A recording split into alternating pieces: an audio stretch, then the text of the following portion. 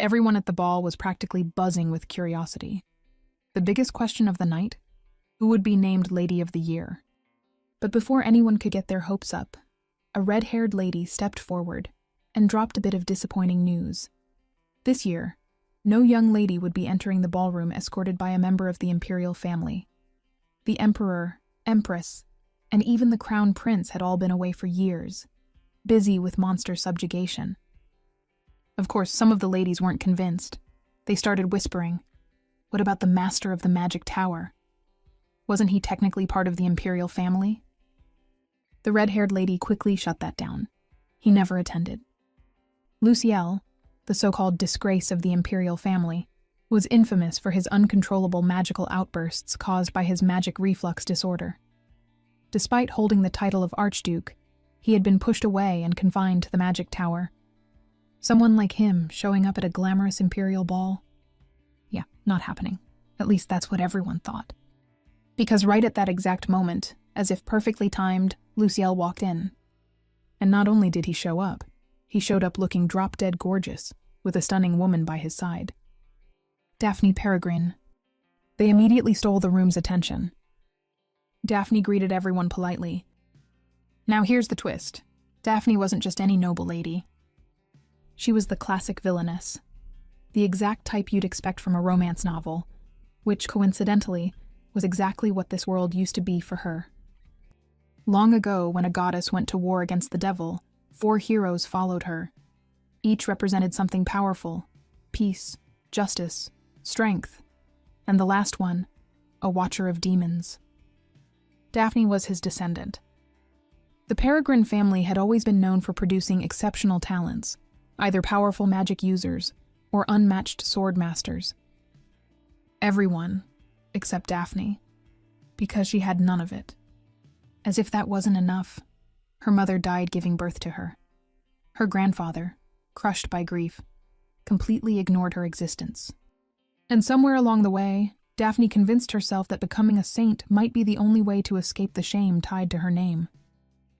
Instead, she became infamous. In the original story, she was known as a spiteful troublemaker, someone who caused chaos wherever she went. Eventually, all of it led to her exile. But that was the original story. Things were different now. Back in the present, Luciel leaned in slightly and murmured that every single eye in the room was on her. Daphne already knew that. That was the whole point of coming. Still, even if this was all part of their plan, being the center of attention wasn't exactly comfortable. Luciel, on the other hand, casually remarked that she seemed more used to it than he was. "Nope, you've got it all wrong." So she pouted a little and reminded him not to get jealous. That made him instantly paused, because he didn't like it. The way people were staring at her, the way their attention lingered, it bothered him. But Daphne simply reminded him of something important. He was her partner tonight. The only reason she could stand here, return to the capital, and face everyone like this, it was all because of him. She thanked him, a real, genuine thank you. Luciel looked like he had just won the lottery. He couldn't even hide the blush on his face. Which of course made Daphne panic a little, immediately asking if he was feeling sick again. But instead, he gently held her hand and confessed that he thought he had fallen for her all over again. Behind them, the ladies squealed in unison, like fans watching their favorite romantic scene unfold. Meanwhile, Daphne was trying to stay grounded. The important thing was that she was still alive. She had survived this far, and somehow returned to the capital with the master of the magic tower, someone who didn't even exist in the original story she read. At this point, it felt like she had dodged death itself. So whether the original heroine would appear or not, she decided she would just enjoy everything while she still could. Soon enough, the two of them found themselves dancing together, moving gently with the music. Luciel asked how she liked her very first imperial ball. Daphne smiled, admitting that it had lived up to her expectations. It was grand, beautiful, almost overwhelming. Hearing that, he stepped a little closer and quietly asked if, in her eyes, he was the most handsome man in the room. On the outside, Daphne kept her calm smile, subtly reminding him that people were watching. But on the inside, She was completely losing. That man's riz game was next level. Still, she found herself smiling softly, thinking about how unique he was. And in a strange way, so was she. But things hadn't always been like this. In her past life, she was just an ordinary girl from South Korea, stuck in a life that never really felt like hers. She grew up under a strict, old-fashioned grandmother who scolded her over every tiny mistake. At home, there was no warmth either. Her father and stepmother barely paid attention to her. So at some point, she made a quiet decision. Once she got a stable job, she was leaving all of it behind. And she actually pulled it off. She worked hard, got into a good college, did well in her studies, and even landed an internship at a major company. Everything was finally lining up. All she had to do now was secure a full-time position and survive the usual company competition. Simple, right? However, the moment she submitted her project to her manager, everything fell apart. The man didn't just steal her work, he flipped the whole situation on her, making her look like the liar instead. And that same night, she received the message. She was fired. With her career falling apart and her family situation already a mess, she ended up drinking her problems away. And that's when it happened. Truck-kun made its grand entrance. Well, it actually deserves an award for sheer consistency. Anyway, she thought that was the end. But instead of darkness, she woke up somewhere else. The first thing she noticed was the room. Elegant furniture, soft lighting, and a massive mirror that definitely didn't belong in any hospital. She was alive, but clearly not where she used to be. Then a maid walked in and gently asked if she was awake. As soon as she responded, a sharp pain struck her chest. She began coughing violently, her throat burning like fire.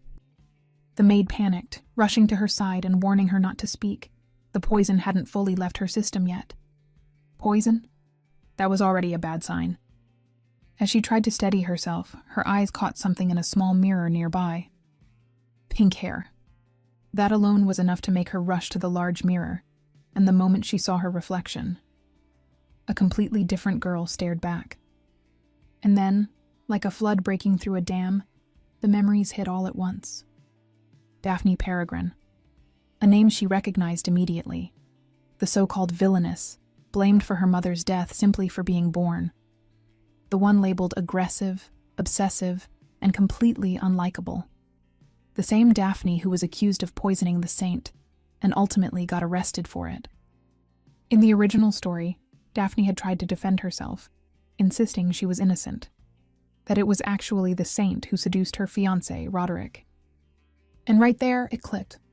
Those weren't just random memories. This was the story she had read before, which meant she had been reincarnated as Daphne.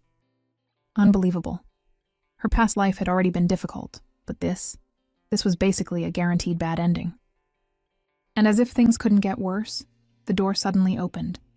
A cold, sharp presence entered the room. The man looked at her with clear disappointment and asked how she could dare attempt to take her own life after bringing so much disgrace to the family already. Didn't she feel even a little guilt? From the memories, she recognized him immediately. Laius Peregrine, her uncle on her mother's side. A respected swordsman and scholar at the Imperial Academy, and someone who absolutely despised Daphne. In his eyes, she was the reason his sister had died. So yeah, not exactly the most supportive family member. He continued, his tone cold and unforgiving, saying he'd been a fool to believe she might eventually change. Throwing her life away over heartbreak? Pathetic.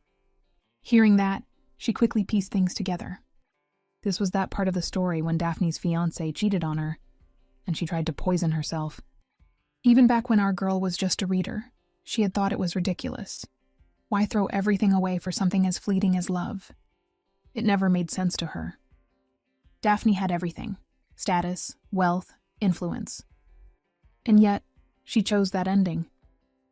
Meanwhile, Laius simply let out a tired sigh as he looked at her. Then, he declared that this would be his last act of kindness. Tossing a small vial of medicine on the floor, he warned her that her punishment would be decided later. From now on, he would no longer tolerate her behavior. She was forbidden from leaving the mansion until the Duke returned. Without another word, he turned around and left her alone. The original Daphne had actually been pretty serious about becoming a saint. She studied herbalism, built her own greenhouse, and even grew medicinal plants herself. So naturally, our Daphne decided to check that place out. Unfortunately, the greenhouse was in terrible condition. Still, she didn't have the luxury to complain. The medicine her uncle gave her had helped, but not completely. The poison was still lingering in her body. If she were the original Daphne, she probably wouldn't have been able to do much about it. But this Daphne, completely different story. Back in her past life, she had worked for 5 years at a Korean medicine clinic as a part-time to support herself through college. She handled customer service, memorized herbs, and even learned how to prepare and apply treatments properly. And by the end of it, she was so good at her job that the clinic director even offered her a full-time position. She only turned it down because she got a better offer from a pharmaceutical company. Thanks to that experience, she could recognize medicinal herbs almost instantly, even without trying. With that in mind, Daphne started searching the greenhouse, looking for anything similar to what she once knew. If she could recreate the right remedy, she might be able to completely cleanse the poison from her body. But just as she was getting focused, she heard children's voices echoing from the hallway. Curious, she stepped out to check.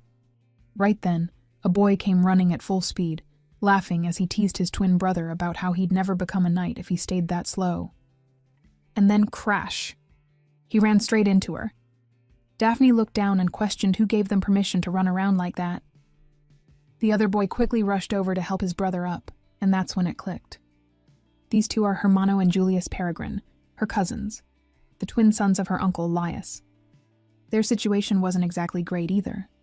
Their mother had died shortly after giving birth, and since then, they barely received any affection from their father. In the original story, they eventually met the heroine, the one person who showed them genuine care, and from that point on, they became fiercely loyal to her. But right now, they were just two little troublemakers, calling Daphne a witch. Watching them, Daphne couldn't help but think, so these are the infamous little demons. The way they spoke to her, no respect at all, even though she was technically their older cousin, was a bit annoying. The boys tried to act tough, puffing themselves up, but with the way they were slightly stuttering under her gaze, it wasn't very convincing. If anything, they looked more like scared kittens pretending to be lions. Strangely enough, they reminded her of her own twin brothers from her past life. And maybe that's why. Daphne slowly raised her hand. The twins instantly shut their eyes tight, bracing themselves for a hit. But nothing like that came. Instead, she patted their heads, even giving them a rub like they were, well, actual kids. She decided to let this one slide. Call it aggressive affection. But next time, yeah, they wouldn't be so lucky. Julius immediately turned red, flustered and offended, calling her a witch again and demanding to know why she was touching them. Without waiting for an answer, he grabbed Hermano's hand and dragged him away, declaring they were leaving. Watching them stomp off, Daphne couldn't help but smile a little. They were like stubborn, feisty little puppies. Honestly, cuter than she expected. A moment later, she noticed a group of maids rushing through the hallway, clearly searching for the two brothers. So she casually pointed them in the direction the boys had gone. The maids quickly thanked her, but with her usual villainous glare still fully active, they looked more terrified than grateful as they hurried away. Daphne blinked, slightly confused. Was running around like that normal in this household? Shaking off the weird encounter earlier, Daphne went back to the greenhouse and got to work. Using a reference book, she tried to recreate a herbal mixture that could fully neutralize the poison in her body. The result? Let's just say it didn't look very convincing. But at this point, she didn't have much of a choice. Taking a deep breath, she drank it in one go, and surprisingly, it was actually good. Even better, the burning pain in her throat started fading almost instantly. Looks like her past life experience wasn't just for show. But just as she was starting to feel relieved, a woman's voice suddenly rang out behind her. The woman rushed over and hugged her tightly from behind, saying she had been so worried. "Who is this?"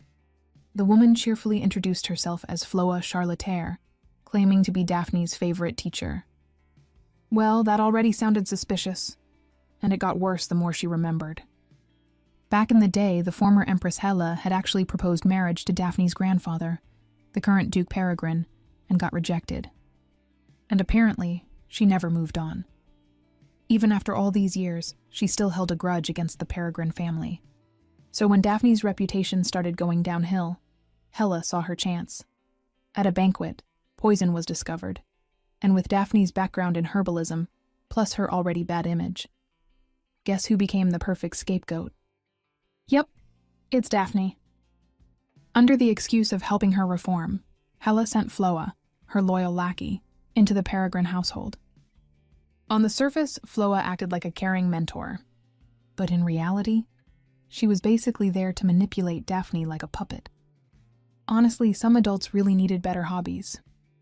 Meanwhile, the woman was completely unaware that the person in front of her wasn't the same naive Daphne anymore. She assumed Daphne was just heartbroken over her broken engagement with Roderick and started comforting her in her own way. She said that if Daphne just followed her advice, she could win him back. Her eyes slowly scanned Daphne's face, almost like she was inspecting something. Then she casually said she was glad Daphne's face was still flawless.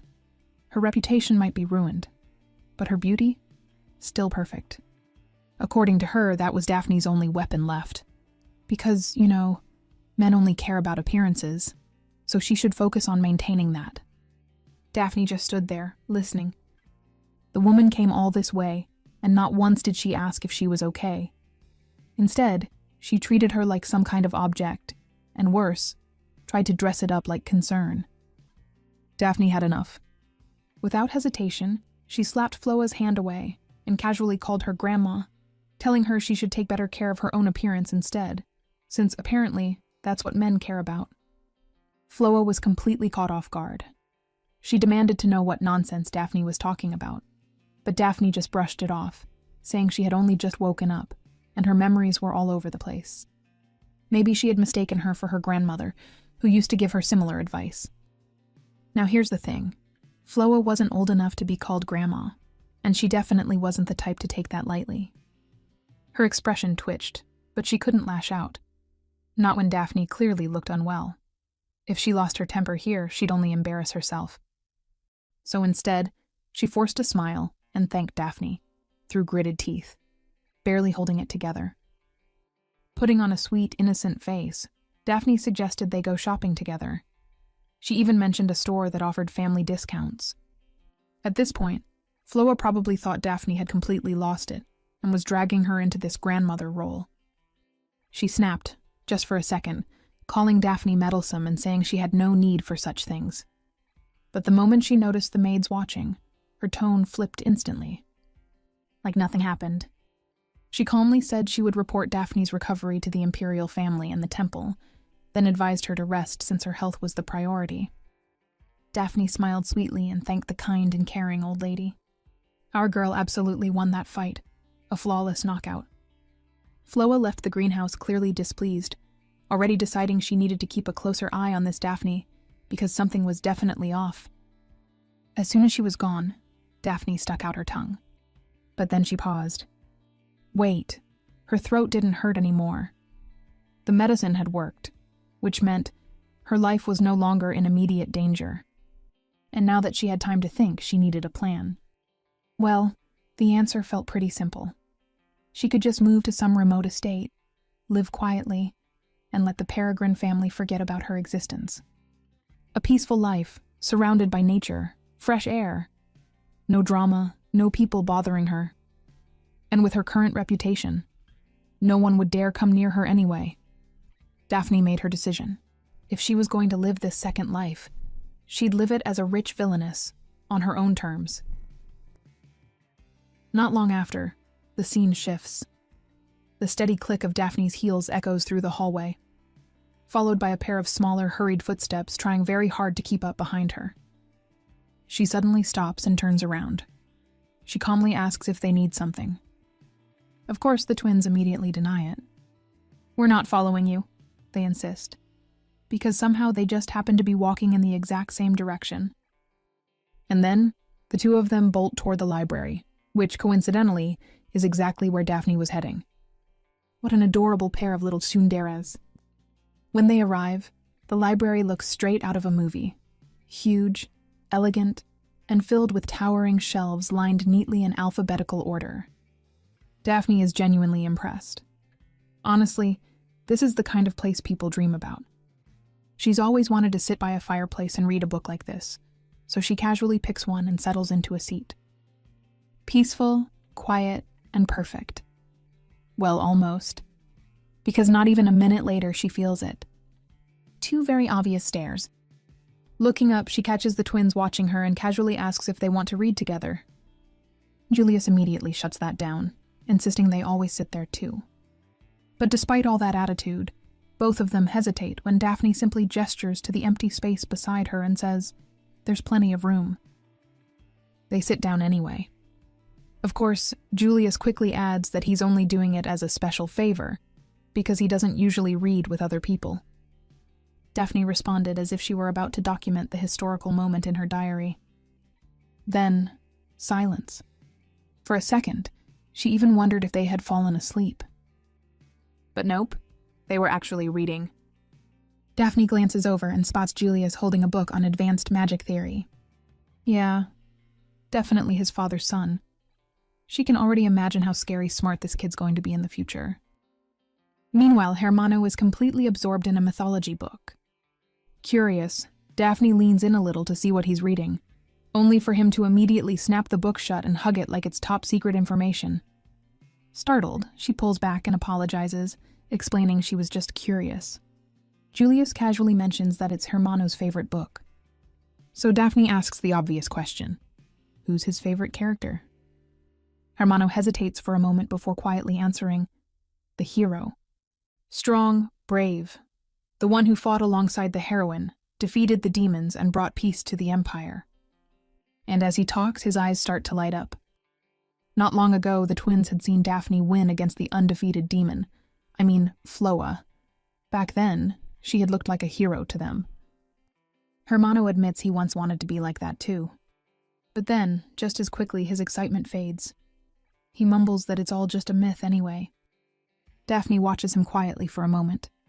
Then, with a small smile, she tells him that if he wants to be a hero, then he already has what it takes. Julius frowns, clearly unconvinced. In his mind, a hero can't exist without a goddess and demons. That's how the story works. Without that, it's impossible. Hermano gets embarrassed and tries to brush it off, saying he was just imagining things. But Daphne doesn't let the mood drop. She reaches over and ruffles Julius's hair, casually teasing that maybe if he does something bad, the goddess might actually show up. And just like that, Julius calls her a witch again. Big mistake, because Daphne immediately plays along, joking that witches are on the demon's side. So if he keeps calling her that, she might just summon one. That's all it takes. Julius panics and literally falls to the floor. Daphne can't help but laugh. Relaxing a bit, she reassures him not to worry. If a demon really does appear, then the goddess would come too. And when that happens, their hero would finally get his moment. Hearing that, Hermano gently reaches out and offers his hand to his brother, promising that if anything happens, he'll be the one to save him. After spending some time in the library, Daphne finally decided it was time to head back. The moment she stood up, the twins did too. But she quickly waved them off, telling them not to worry about her and to just keep reading. Of course, they immediately insisted they were already done. Daphne glanced at them, a little amused. They weren't her real brothers, but honestly, they were far more innocent and unexpectedly sweet. As they walked together, Hermano suddenly spoke up, a bit hesitant. He asked if she would come back to the library again. Daphne answered casually, probably not. With that, his expression dropped. You could almost feel the disappointment as he quietly asked her again. She paused, pretending to think it over, before adding that maybe she would. Just not too often. But on one condition. Julius had to call her by her name. And just like that, Julius exploded, absolutely refusing. No way was he calling a witch by her name. Daphne let out a dramatic sigh, acting as if she were deeply troubled. She said she must be hearing things, because she kept hearing the word witch. Maybe a demon was summoning her. She then turned to Hermano instead, asking if he would call her by her name. The boy hesitated. For a second, Daphne almost laughed, but held it back. Pushed too hard, and they might go right back to hating her. But unexpectedly, Hermano gently tugged on her skirt and softly called her name, asking her to come back to the library again. And so Daphne folded instantly. She agreed and even promised to visit again tomorrow. Just as things were settling, something clicked in her mind. Shouldn't they be in class right now? Hermano awkwardly looked away and admitted he didn't want to go. It was boring, and they already knew everything anyway. Right on cue, 2 servants entered the room. The maid politely asked Daphne for permission to escort the boys to their lessons. The twins immediately resisted, but the maid quickly warned them they would be punished if they didn't attend. Then her gaze shifted slightly toward Daphne, subtle, but definitely suspicious, as if asking whether she had something to do with this. Daphne almost laughed. So now it was her fault. At that, Julius suddenly blurted out that they had been caught hanging out with a witch. The maid stiffened and lightly scolded him, telling him not to call Daphne that. But Julius, being Julius, ignored her completely and whispered to Hermano that next time they should just deal with the witch quickly so they could go to class. But just before leaving, Hermano glanced back at Daphne. For a brief second, their eyes met. And somehow she understood. They were covering for her. Daphne was genuinely amused. For kids their age, that was surprisingly thoughtful. The scene then shifts to a completely different place, the Ilt's shop in the Wayne district. A man slams his fist on the table, furious about the price he's being charged. He starts going off, accusing the shop of running an illegal business, and even threatening to shut it down. At first, the shopkeeper stays polite, calmly saying the price is fair. But the moment the customer pushes it too far, the atmosphere changes completely. The man's friendly expression disappears, and his voice drops cold enough to freeze the room. And so, the customer folds. All that confidence, gone. He immediately backs down, pays up, and rushes out like his life depends on it. The second the door closes, the shopkeeper, Gale, just slumps over the counter, completely drained, mumbling that he seriously needs to quit this job. But suddenly, the door creaks open again. His boss walks in, wearing a cloak, looking way too relaxed for someone running a place like this. Gale starts ranting immediately about the rude customer, then suddenly pauses. When did his boss even get there? The man pulls back his hood, revealing his silver hair. It's Luciel, the Archduke himself. And with perfect timing, he casually mentions he arrived right when Gale was complaining about wanting to quit. Gale instantly starts sweating. Luciel, meanwhile, seems completely unbothered. He explains he just came back from the magic tower because someone begged him to come, saying they were about to die. So he went to check, just to see if they were actually dying. You know, normal things. Then he asks about new orders, and Gale quickly hands over a request. Something about a love potion. It's difficult to make and not really Luciel's area, so he put it on hold. The Archduke simply smiled and said he'd take it, adding that humans were foolish creatures anyway. Sometimes they mistook fear and anxiety for love. And honestly, hanging 2 people upside down together might work faster than any potion. Well, what else would you expect from someone whose only expertise is chopping off heads? Anyway, Gale brings up some gossip to lighten the mood, mentioning how Daphne tried to take her own life after her engagement fell apart. Luciel just assumes it proves the rumors right, that she's obsessed with love. Gale then carefully asks if his master is leaving for the day. The boss teasingly says no. He has to make sure Gale doesn't actually quit. Confirmed, Gale's definitely not escaping his hellish job anytime soon. Later, once Luciel returns to his room, he checks the sales ledger.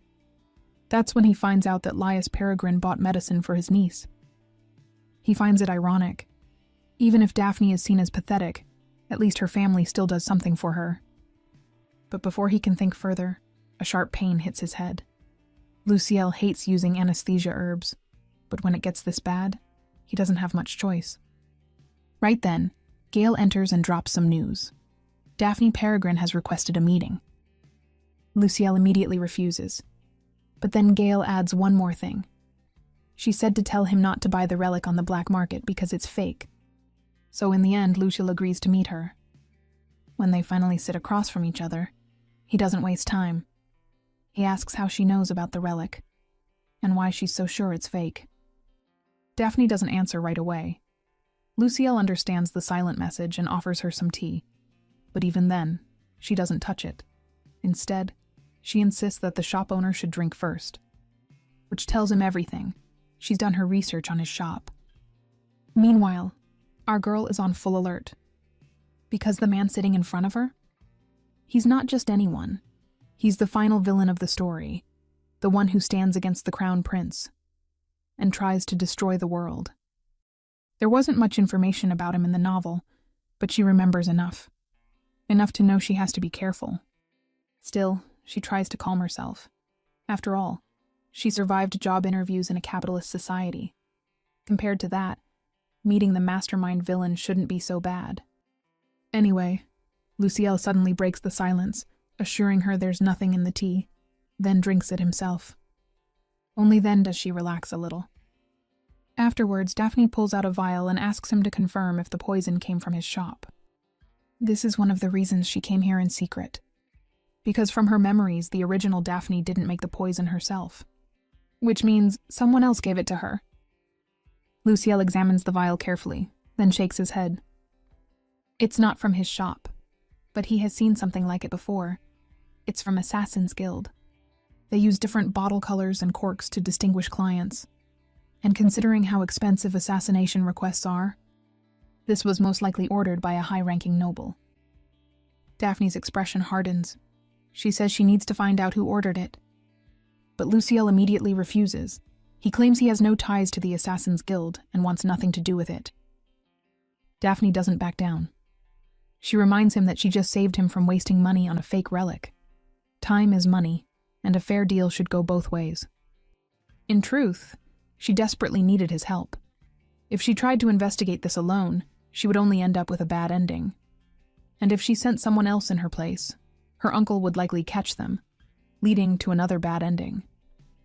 She had to rely on Luciel and avoid every path that could lead to her death. Besides, in the story, the Mastermind and the Assassin's Guild were closely connected. So if he says he has no connection, yep, that's probably a lie. Thankfully, Luciel eventually agrees, and Daphne can hardly believe it worked. But she doesn't stop there. She pulls out another vial, this time her own antidote, and asks him to analyze it. That's her second reason for coming. At that, Luciel quickly asks if the previous antidote didn't work. When she questions how he knows about it, Luciel simply shows her the order form from Laius. Oh, so her uncle really did go that far for her. Still, Daphne isn't fully convinced of his intentions. The Archduke asks if there was something wrong with the expensive antidote. She calmly says no, it's just that hers is better. Better taste, better smell, and it works instantly. That definitely lands. Now she has his full attention. He even promises to analyze her version thoroughly. Then it's his turn to question her again. How does she know the relic is fake? Daphne makes up a believable excuse, claiming that saints can locate sacred relics, and that she went through hell to become one. In short, she says she investigated black market items herself just to become a saint. But without proof, Luciel assumes she might just want the relic for herself. That's when Daphne admits it. She broke her probation just to come here. And if anyone finds out, she'll either be exiled somewhere remote or forced into a marriage she doesn't want.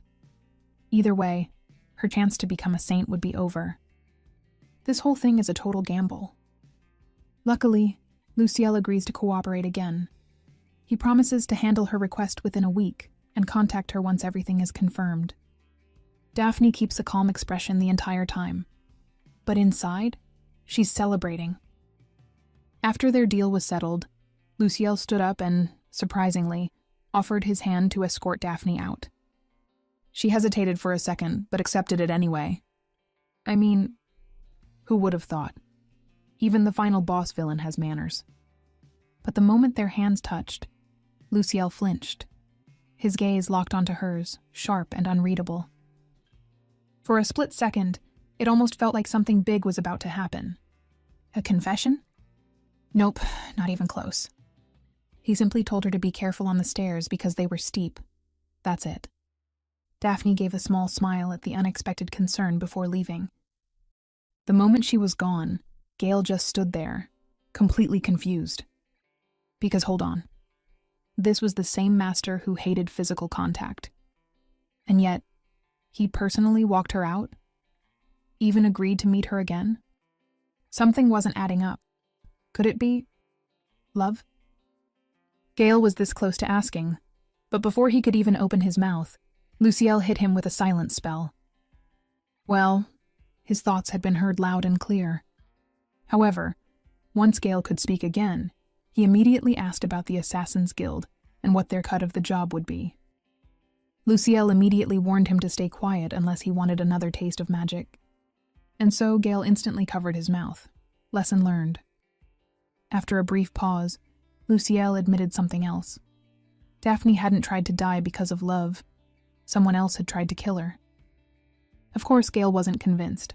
He insisted everyone already knew how vicious Daphne was. In his mind, she probably made the poison herself and was just trying to shift the blame. But instead of arguing, Luciel simply held up the antidote Daphne had given him. And that's when it clicked for Gale. So that's why he walked her out. Because something about Daphne didn't make sense. The Archduke had a rare ability. He could absorb magic, and in doing so, read people's emotions and thoughts. But with Daphne, nothing at all, which was impossible. Gale was just as shocked, because in that world no one could survive without magic. Luciel couldn't understand it either. Thinking back, everything about her felt off. She didn't act like someone obsessed with love, like the rumors said. On top of that, she negotiated with him as an equal, set conditions without hesitation, and even had the nerve to criticize his own antidote. And strangely enough, he wasn't even annoyed. If anything, there was an unfamiliar feeling lingering within him. What could it be? Glancing at the vial again, Luciel asked Gale if he thought the medicine could actually be better than his. Gale immediately said no. A potion made by a noble lady being better than the master of the magic tower? That sounded more like a joke, or poison. Luciel agreed. Which was exactly why he needed to test it himself, so he drank it. For him, it didn't matter if it was poison. His unstable magic would counter it anyway. Testing dangerous substances on himself was basically routine. But then, his eyes widened. Gale rushed over in panic, already offering his anesthetic herb cigarette. But Luciel stopped him, because he was fine. For as long as he could remember, his magic had always been out of control. Since childhood, it had caused him nothing but pain. The only way to suppress it was through divine power, the complete opposite of magic. But even that didn't work. So after being cast aside to the tower, he started experimenting, creating potions, testing limits, even trying to destroy himself in the process. Because if he died, no one would have cared. And more importantly, he'd finally be free. And now, just from drinking Daphne's antidote, the pain was completely gone. Luciel stared at the vial, unable to hide his shock. How was this even possible? Then his thoughts drifted back to her, the only person whose emotions and thoughts he couldn't read. Maybe, just maybe, she was the one who could cure him. And with that realization, one question lingered in his mind. Who exactly is Daphne? The moment Daphne stepped out of the carriage, a wave of nausea hit her hard. So even in this world, she still gets motion sickness. The maid quickly rushed over and covered her with an umbrella, trying to shield her from the rain. But something else stood out more. No one came to check on her. At this point, it was pretty obvious. This household wasn't exactly big on caring for each other. Daphne quietly reached into her pocket and pulled out a pouch of coins, offering it to the two servants. They immediately refused, insisting they were just doing their jobs. But Daphne told them that even help can come with a price, and gently insisted until they finally accepted it. The two thanked her, clearly touched by her generosity. Then, without making a big deal out of it, Daphne asked to hold the umbrella herself. The maid had already gotten a bit soaked, and she didn't want her to get drenched any further. She even told her to use another umbrella instead. The maid's face turned slightly red as she thanked her again. Meanwhile, Daphne was already thinking ahead. Better to invest in the servants now than deal with problems later. With her current reputation, trusting people blindly wasn't an option. As they walked, the maid mentioned that dinner was ready and asked if she wanted it brought to her room. Daphne agreed, then casually checked her pocket watch. That's when she asked if the children had eaten yet. The maid hesitated, then admitted, probably not. Earlier, she noticed the lights in their study room were still on. Apparently, their tutor, Count Veldon, had been speaking on their behalf, saying the boys didn't want their meals, all under the excuse that they were focused on studying. The moment Daphne heard that name, her expression hardened. Mentes Veldane is a member of a branch family of House Peregrine, and one of the worst people in the mansion. Honestly, just hearing his name was enough to ruin the mood. Now everything made sense. Why the twins had seemed off earlier. With someone like that as their teacher, no wonder they avoided their lessons. That's why Daphne told the maid to take her to the study room. Inside, the atmosphere was tense. Mente stood there, looking down at the twins with clear disdain, openly mocking them. He called them pathetic for not being able to solve such a simple problem, and ridiculed their skills, saying their swordsmanship was basic and their knowledge even worse. Julius clenched his fists, trying to hold back, and argued that the task itself didn't make sense. Writing a summary and thesis on advanced magic wasn't something they could just do. But Mentes only sneered. He compared them to their father, saying Laius could already do it at their age. So why couldn't they? Then he went further, saying maybe they took after their late mother. The twins fell silent, their expressions dropped instantly. Exactly what he wanted. Watching them break like that, especially with faces that resembled Laius, was nothing more than entertainment to him. Now, what's the reason behind this man's behavior? It's actually extremely petty. Back in his younger days, he saw himself as a genius, good at both academics and swordsmanship. In his mind, he was destined to become part of the prestigious Peregrine family. But then came Laius. No matter what Mentes did, he could never beat him. Not in skill, not in talent, nothing. And that completely crushed his pride. So since he couldn't go back in time and get his revenge, he found another outlet, the twins who looked just like the man he hated. With a twisted smile, Mentes went even further, saying their late mother probably regretted giving birth to them. That it was a waste. That she died for weaklings. He even implied that Laius himself might feel the same. That the twins were nothing but monsters who took away the woman he loved. That crossed the line. Julius was about to snap back, but Hermano stopped him. Tears welled up in his eyes as he quietly said he didn't want their father to be disappointed. And hearing that, Mentes just smirked in satisfaction. Then he ended the lesson, saying he'd push them even harder tomorrow. But just as he was about to leave, the door slammed open, and Daphne walked in. She casually apologized, saying that when she hears complete nonsense, her body just moves before she can think. The man frowned immediately, asking if she was calling his words nonsense. But Daphne just smirked and walked further in, acting innocent. She said she never mentioned him. So why was he feeling guilty? That landed like a slap. Mentes narrowed his eyes. Daphne and the twins weren't even close, so why was she interfering? Did she hear everything? Because if she reported him to Laius, things would get messy real fast. But then again, this was Daphne, the family's so-called disgrace. Would anyone even believe her? And the twins? They cared too much about their father to speak up. In his mind, this was an easy win. So he straightened up and flipped the situation, accusing Daphne of being disrespectful and disruptive during an important lesson. He even threatened to report everything to Laius himself. Daphne didn't back down. She pointed out that if anyone was acting disgracefully, it was him, for bringing up a dead mother just to hurt children. When Mentes tried to keep control, pretending nothing inappropriate had been said, Daphne casually picked up a teacup and poured it right over his head. The man exploded in anger, demanding to know what she was doing. But Daphne just played dumb, acting like she had no idea what he was talking about. At that moment, something about her expression reminded him of Laius, that same cold, intimidating presence, and it shook him. Still, he tried to threaten her, saying he would report everything and that Laius would never tolerate her behavior. Daphne didn't even blink. She dropped the teacup to the floor, then crushed it under her heel as she told him to make sure to include in his report that she had tried to cut his tongue out, since he loved reporting so much. Her gaze was sharp, cold, and far too convincing. For a second, Mentes genuinely believed she might actually do it. That was enough to make him back off. Stammering out a weak warning, he quickly left the room.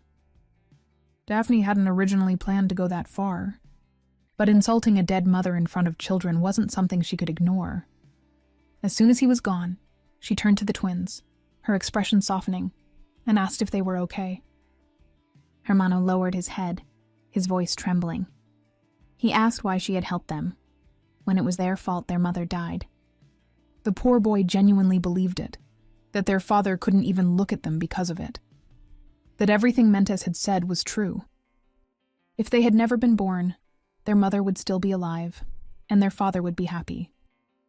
Daphne knelt down in front of him. She told him she didn't need a reason, and more importantly, none of that was true.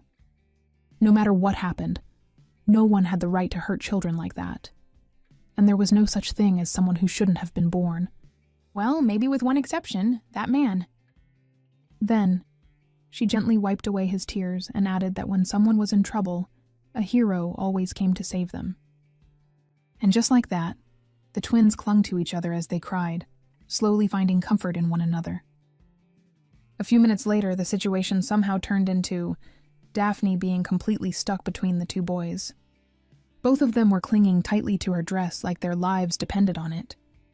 She let out a small sigh and told them she didn't mind spending time together. But could they please let go of her dress? Julius pouted and immediately asked if she didn't want to stay with them. Daphne quickly clarified that wasn't the problem. It was just a bit uncomfortable. But as she said that, Hermano's expression crumbled again, like he was about to cry. He asked if they were the ones making her uncomfortable. Daphne said that it was absolutely not. The answer came so fast that both boys immediately brightened, their mood flipping just like that. Then, right on cue, both of their stomachs growled loudly. Perfect timing. Daphne casually suggested they have dinner together.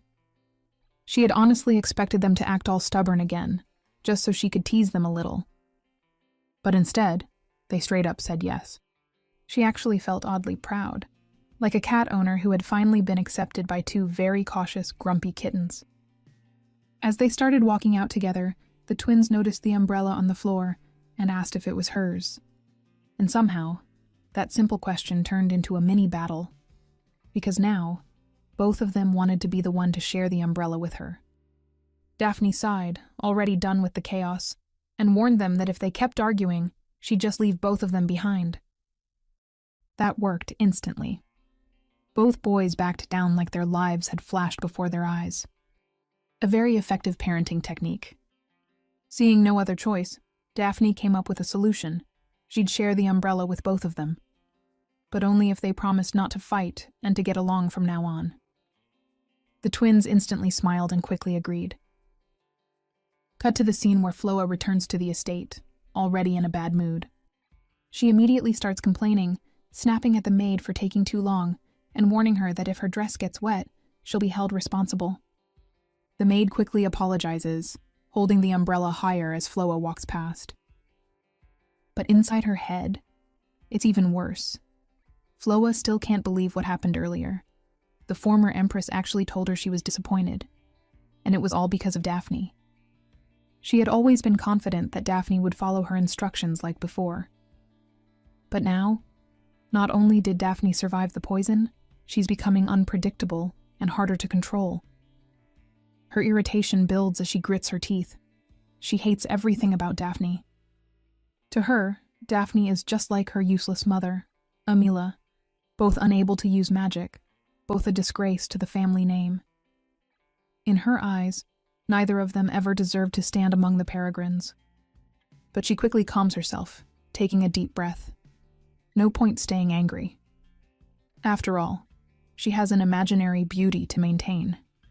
With a soft sigh, she shifts her focus to something more pleasant, like Lord Laius.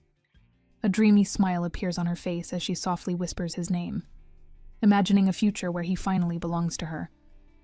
Yep, she's that kind of delusional. Speaking of Laius, Floa suddenly asks the maid about the twins, whether they caused any trouble while she was away. The maid hesitates before answering. Apparently, the boys had refused to attend their lessons again, but eventually went in. That alone is enough to irritate Floa, because in truth, she's the one who arranged their bully of a tutor, Count Velden. She personally chose him, dismissing others she deemed unworthy, just to ensure the boys received a proper education. When Floa presses further, the maid nervously adds one more detail. Recently, the twins have been spending more time with Daphne. Floa's suspicion locks in. Of course, it's that troublemaker again. Now she's even interfering with the children? Floa immediately asks where Daphne is. The answer surprises her. Daphne is currently having dinner with the twins in the annex dining hall. That alone is shocking. Ever since Amila's death, the family hasn't eaten together there even once. And now suddenly Daphne is sitting there with the twins. Something is definitely going on. What could she be plotting? Just as Floa is about to go check on Daphne, she runs into a completely drenched Count. When she asks what happened, he immediately explodes, venting all his frustration about Daphne and what she did earlier. According to him, he had been holding back, for both the former Empress and Floa's sake, but not anymore. He made it clear he wouldn't tolerate it any longer and planned to report everything to the temple. Then he storms off, still fuming. Floa can only stand there, unable to stop him. All she can think about is the former Empress's warning. She can't afford to disappoint her again. Her anger toward Daphne only grows stronger.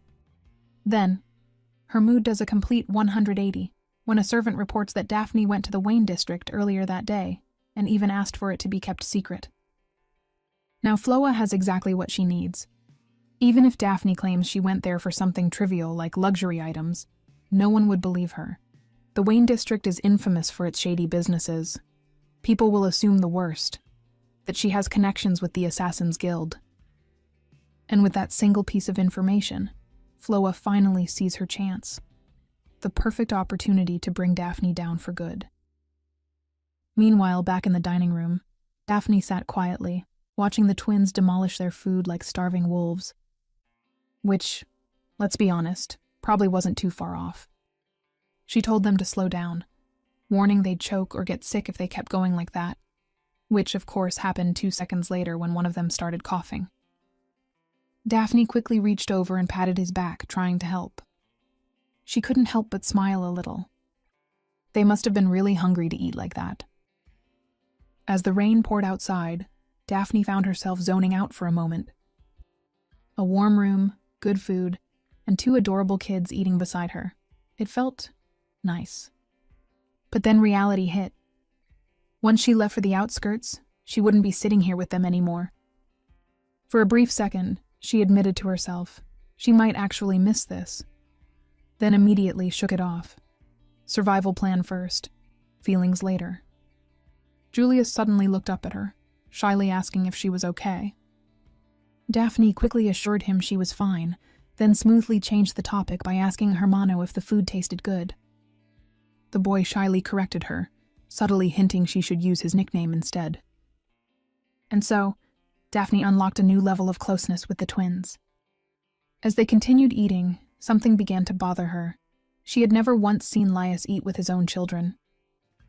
Which didn't make sense. Even in the original story, he cared about them deeply. Maybe he's just terrible at showing it. Probably emotionally constipated level terrible. No wonder the kids couldn't even tell him about their tutor's abuses. Frustrated, Daphne grabbed her glass and drank it in one go. At that exact moment, Julia started coughing again from eating too fast. She quickly handed him her glass. Meanwhile, Lias was already on the move, and let's just say, he wasn't coming in calmly. Earlier, Floa had filled his ears with her version of the story, painting Daphne as the villainess, someone who humiliated Mentis, drove him away, and was now getting too close to the twins. Of course, she didn't forget to mention the Wayne district, that shady corner of town. So now, in her uncle's mind, everything lined up in the worst way possible. Lias didn't waste a second. He stormed straight into the dining room. And the moment he saw Daphne handing her drink to Julius, his instincts kicked in. He snatched the glass, checking the boy carefully for signs of discomfort. Daphne didn't even speak, and he'd already jumped to the worst-case scenario. She might have poisoned the boy. Wow, his brain ran through that in seconds. Talk about overachieving. Soon after, the twins were escorted out, leaving Daphne and Lias alone in tense silence. Then he brought up the incident with Mentis. Since her uncle probably wouldn't listen to reasoning anyway, Daphne didn't argue.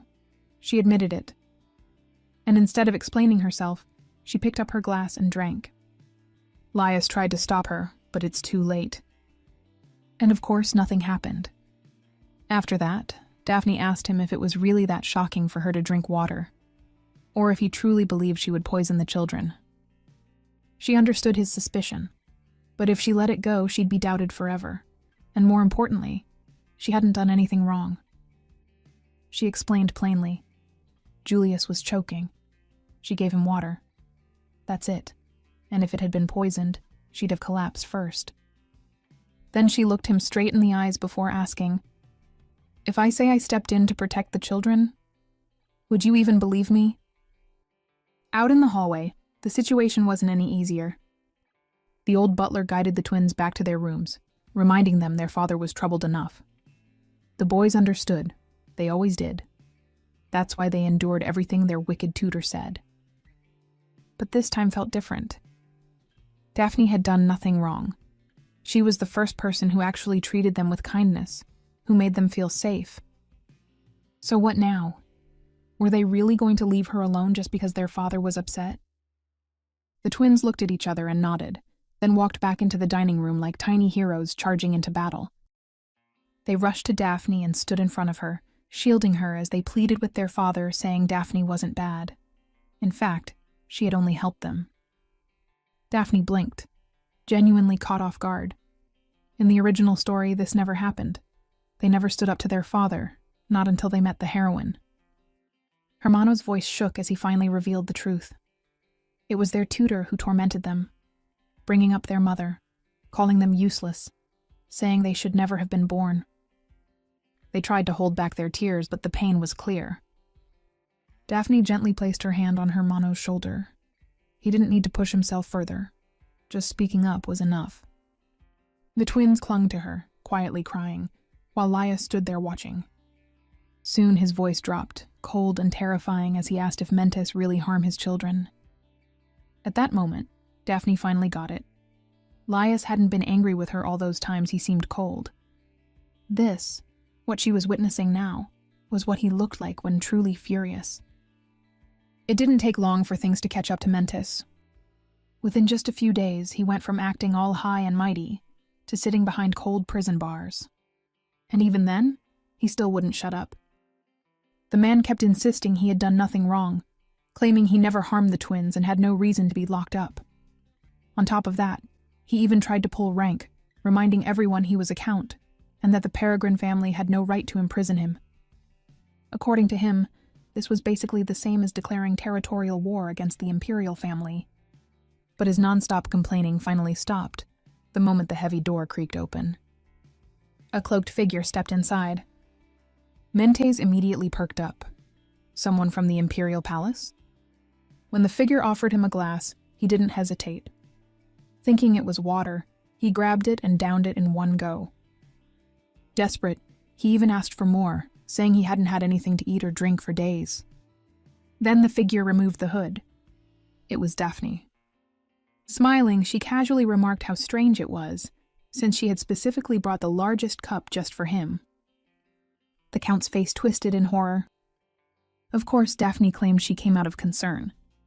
But yeah, no one was buying that, especially not Mentes. The moment his eyes dropped to the empty glass in his hand, a terrible realization hit him. Amused, Daphne said she wanted to test a new potion on him. After all, he'd be dead soon anyway. Compared to what he had done to those children, this was nothing. Panic took over instantly. He clutched his throat, gasping and begging for help. Before dramatically collapsing to the floor, Daphne just looked down at him, unimpressed. Pathetic. Because in reality, what she gave him was just water, with pure psychological damage. She could have gone further, but she didn't want to cross that line and become a real criminal. So instead, she chose something else, breaking his already fragile mind. Though even that didn't feel like enough. People like him deserved worse. Still muttering to herself, Daphne turned to leave, only to freeze when she saw Laius standing there. How long had he been watching? From his perspective, it probably looked like she had just poisoned a man. Or worse, like some unhinged villainess with very questionable hobbies, and a worrying interest in cutting people. At this point, her imagination was already spiraling, headline after headline flashing in her mind. She opened her mouth to explain, but Laius simply turned and walked away. Wait, that's it? Daphne hurried after him, pointing out that she had just come from the Count's cell.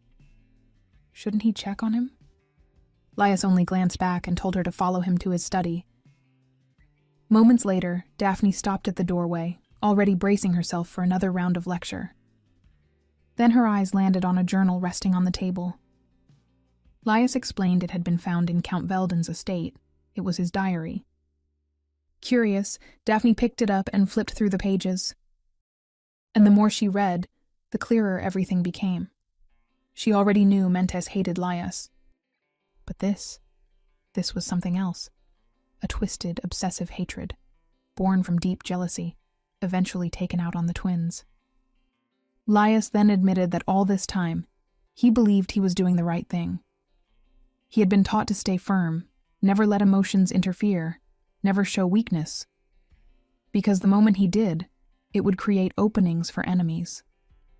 So he kept his distance, thinking his children would understand. But the truth? He never once truly looked at them. And because of that, he failed to see their pain. He also apologized to Daphne, admitting he was wrong to doubt her, and that he should have answered her properly when she asked if he would believe her. Daphne just stood there, stunned. She had never heard him speak like this before. But instead of accepting the apology easily, she asked for a reward. Laius agreed immediately, even offering to help her marry Roderick Evans if she still wanted it. And at that exact same moment, Daphne made her request. She wanted him to have dinner with the twins at least 3 times a week. Both of them paused. Clearly, they were not on the same page. Daphne wanting to marry Roderick? Hell no. To clear things up, she quickly explained she had already moved on. That what she felt before wasn't love. It was just a foolish obsession. Nearly dying had given her plenty of time for self-reflection. With a calm, almost angelic smile, she added that she regretted everything she had done. She was even ready to give up her dream of becoming a saint. Now, she just wanted to live for herself. Laius didn't respond right away. He simply stared at her. So Daphne doubled down. She had zero interest in Roderick. Then she changed the subject and asked if he truly blamed his children for his wife's death. Laius answered immediately and said no. Losing his wife was painful, but it was never their fault. Hearing that, Daphne pointed out the truth. The twins had always blamed themselves, because they didn't know how their father felt. All this time, they had believed the opposite, and if Laius kept his distance, those misunderstandings would never disappear. Someone had to take the first step, and it had to be him. Laius agreed, and even promised to do as she said. But on one condition, Daphne had to join them. That caught her off guard. She hesitated, saying it would be strange.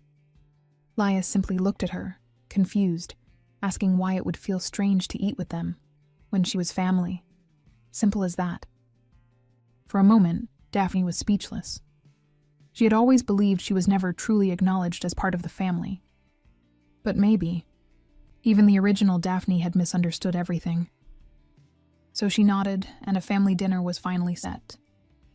But before Lias could leave, Daphne remembered something about the Wayne district. She asked how he had found out about her visit. Lias clarified that Floa had informed him after hearing it from a servant. The same servant Daphne had paid to keep quiet. Internally, she was absolutely fuming. But outwardly, she remained calm and explained she had only gone there to get medicine since she hadn't fully recovered. Of course, she didn't tell him everything, but she did mention how she found out where he had gotten her antidote. Lias cleared his throat, a bit awkward this time. He admitted that when she was unconscious, nothing worked, not even the temple's purification. So he had no choice but to turn to the black market. That alone was surprising, especially since the Peregrine family and the temple weren't exactly on good terms. Still, he warned her not to do something so reckless again. Daphne smiled and promised she wouldn't. Then he mentioned he would clear things up with Floa to avoid any misunderstandings. And that's when alarm bells rang in Daphne's head. She immediately stopped him and pointed to the journal, mentioning how Mentes frequently visited the temple under the excuse of healing, and who worked closely with nobles there. It was also Floa. So putting two and two together, was it really possible she knew nothing? Lias's expression turned cold once again, as he promised to handle everything thoroughly this time. As for Daphne, she wasn't even completely sure if Floa was involved. But it didn't matter. Floa made her move and struck first. And now, Daphne was more than ready to return the favor. Meanwhile, Floa asked a maid how everything was going.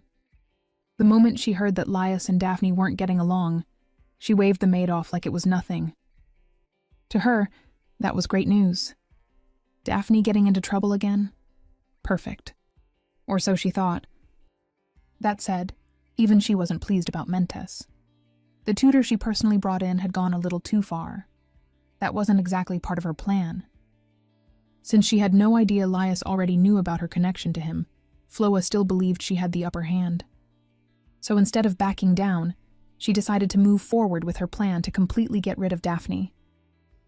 Right on cue, a maid informed her that Lias was looking for her. Floa immediately lit up, only for her smile to disappear the moment he spoke. He told her to stay out of the children's education. Of course, she protested right away, asking why. Lias explained that recent events had made him reconsider how things were being handled. But that wasn't enough for her. She pushed back harder, saying she had devoted herself to taking care of both Daphne and the twins, only to be cast aside like this. She even brought up the imperial family, reminding him she had been sent by the former empress, basically pulling the "you can't fire me" card. But Lias wasn't having it. He slammed his hand down and made it clear. He already knew that, and that was exactly why he wasn't dismissing her entirely. She could stay, but she would no longer have anything to do with the children's education. That hit harder than being fired, because for Floa, losing that role meant losing control. Still, she tried one last time, asking him to reconsider. Lias's tone turned cold. He said he wouldn't repeat himself, and if she couldn't leave on her own, he'd have the knights escort her out. With no other choice, Floa backed down, but confusion lingered. How had things flipped this fast? Just moments ago, she thought she had everything under control, and now Lias was pushing her away. If this continued, not only would her plans fail, the former empress would never forgive her. And somehow it all traced back to Daphne. It always did. But if her first plan failed, then she'd simply make a new one that would win back Lias's trust, even if it meant risking 2 lives. 4 days later, we find Daphne in her greenhouse, casually poking at her plants like a proud plant mom. After everything that happened, things were finally starting to look up. The twins were smiling again. The biggest walking headache, Mentes, was gone, and completely lost his mind, by the way. And for once, the house didn't feel suffocating. Well, Except for one thing. Floa had been way too quiet lately. And let's be real, that's never a good sign. Still, Daphne decided not to stress over it for now. Instead, she focused on her plants. The seeds she planted were growing nicely, and there was a good mix of herbs too. Things were looking promising, until she noticed something weird. White, slippery stuff clinging to the leaves. Not exactly appetizing. Her maid, Sukiya, explained that it was something called Fortipo extract, apparently very healthy, especially for kids. It helps prevent colds and even boosts growth. Sounds amazing, right? There's just one tiny problem. It looks like literal snot. No wonder kids hate it. And that's when Daphne had a light bulb moment. What if, instead of forcing kids to eat something that looked like that, she turned it into something they'd actually want to eat? We shifted back to the library. It was basically Daphne's second home, along with her two permanent little shadows. Julius, as expected, immediately put on his serious scholar act, insisting they weren't there to hang out and that he absolutely couldn't slack off on his studies. Daphne glanced at his book. Yep, another one of those ridiculously advanced magic theory texts, the kind that made normal people give up after one page. She raised a brow and teased him, asking if he actually understood any of it. Julius, of course, doubled down. He insisted he did, because Mr. Benit had taught him before. He even opened the book wide, like he was ready to prove it. Unfortunately, the doodles inside were doing all the talking. Let's just say, he might have wanted to master spelling mentor correctly before tackling advanced magic theory. Instead of laughing, Daphne gently told him that even adults messed up sometimes, just to save what was left of his little pride. Meanwhile, Hermano had been quietly watching the whole exchange. Then, out of nowhere, he asked the real question. Since when had Daphne become this smart? Both twins, brutally honest as ever, agreed she used to be pretty dumb. Daphne took it like a pro, teasing them back and claiming her sudden genius was a top secret. Naturally, that only made them more curious. So she pulled out a small pouch and said that it was her secret. Inside were suspicious-looking candies. Julius immediately looked like he was about to file a formal complaint, but the moment Daphne threatened to eat them all herself, both boys instantly caved and grabbed one. Hermano loved it immediately. Julius, on the other hand, got hit with a full-on sour shock. Seeing that, Daphne was internally celebrating her success. She had just turned medicine into candy. In a world where medicine tasted awful and came in powder form, this was basically revolutionary. Easy to eat, good texture, and actually tasted nice. Daphne was already planning her future at this point. Business empire, early retirement, peaceful life secured. When Hermano asked what it was called, she paused for a moment before answering. 40. Of course, the boys immediately asked for more, and Daphne happily agreed. Free testers secured. Then her attention shifted to Hermano's book. He had been staring at the same page for a while now, clearly stuck on a complicated magic circle. Instead of explaining it herself, Daphne suggested something unexpected. Why not ask Laius? Hermano blinked, like she had just read his mind. He had thought about it, but it was obvious he was still hesitant to approach his father. Daphne gently reassured him, ruffling his hair and telling him his father would probably love that. And just like that, Julius jumped in, because there was no way he was letting his brother go alone. So in the end, the three of them headed off together to Laius's office. As for Laius, he had been buried in work, cleaning up the mess Mentes caused while making sure things didn't escalate into something as serious as a territorial conflict. And now, he still had to deal with the aftermath of Mentes' sudden disappearance in public. Not exactly a relaxing week for him. But at the very least, there was one thing he could be sure of. His sons wouldn't suffer from the Count's torment again. There was just one small problem with the family meal they had recently. Let's just say, it was more stiff than heartwarming. The kind where everyone eats quietly and pretends the tension doesn't exist. At this point, Laius was seriously considering canceling the whole family dinner idea altogether. Just then, Daphne suddenly peeked into his office, almost like she sensed the timing was perfect. So Lias brought it up. He suggested they stop having meals together, thinking the boys were only forcing themselves and probably felt uncomfortable around him. Wrong move, because Daphne slowly pushed the door open wider. And surprise, the twins were there, and they heard him loud and clear. Daphne awkwardly explained that they had been studying and came because they had questions about magic.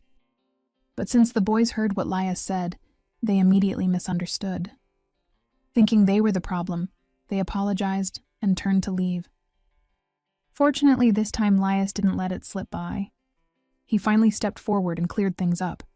He told them it was all a misunderstanding, that he didn't hate them. If anything, he cared too much, which was exactly why he worried. And more than that, he was actually happy they came to see him. Then he did something he hadn't done in a long time. He reached out. The twins looked like they were having a hard time holding back their tears as they walked closer. After that, Lias noticed something written in the book they brought. It was about one of them dreaming of becoming a great magic swordsman, just like him. Without another word, Lias pulled them into a hug. And just like that, years of misunderstanding began to melt away. A few days later, the change was obvious. The awkwardness was totally gone. Now the twins and Lias were actually talking like a real family. And watching all of this unfold, Daphne couldn't help but feel satisfied. This was exactly what she wanted. A normal, healthy family dynamic. Who knew she'd end up playing therapist in another world? But just as things were settling down, a maid arrived with a letter saying that the cake she ordered was ready. Cake? Daphne didn't order anything like that. Her confusion quickly melted away when she realized that cake was definitely coming from a certain Mastermind villain. Looks like someone's calling. She turned to her uncle and asked for permission to step out, promising she wouldn't cause any trouble. Just a small personal errand. Lias, still in full protective mode, immediately offered to replace their family baker if she wasn't satisfied. Wrong cake, sir. Daphne awkwardly brushed it off, saying she had just ordered something specific to try. Suspicious, Hermano asked if she was going to see Roderick again. At this point, Daphne was this close to losing it. Why did everyone keep bringing that trash up? She didn't even know where to begin correcting that misunderstanding anymore. Eventually, Lias allowed her to go, reminding her to return before sunset, which instantly brought a smile to her face. Later on, Daphne visited that shady little shop in the Wayne district, and as expected, Lucille greeted her warmly, saying he was glad she made it. Daphne immediately smirked and called him out. It sounded like he hadn't expected her to show up at all. Lucille didn't deny it, but internally he was already impressed. She had understood his coded message right away. Definitely not what you'd expect from someone rumored to be a fool. Without wasting time, he slid over the information she had requested. The poison? Confirmed. It had been commissioned through the Assassin's Guild. But the client was already dead. Daphne had already expected that. Whoever truly orchestrated everything wasn't some random person. It had to be someone powerful enough to erase their tracks. Then they moved on to her antidote. Lucille admitted it honestly. Her potion was astonishing. Even the temple wouldn't be able to recreate something like that easily. If sold, it could fetch an incredibly high price.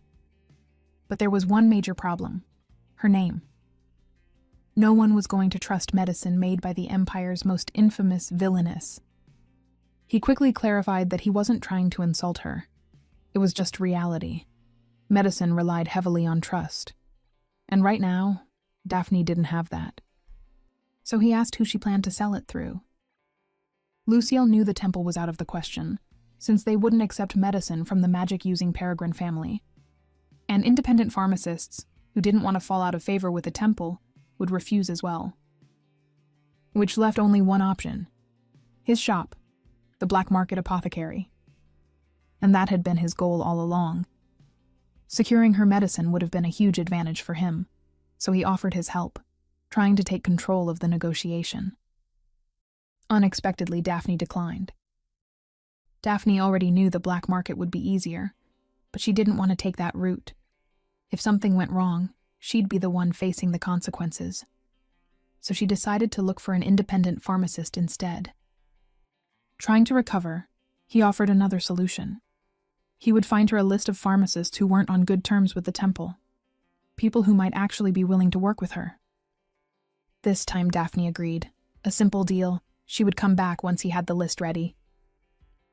After that, Luciel offered to escort her out and asked if she was heading straight home. Daphne said she planned to stop by the market first. She wanted to check things herself, maybe even find someone on her own.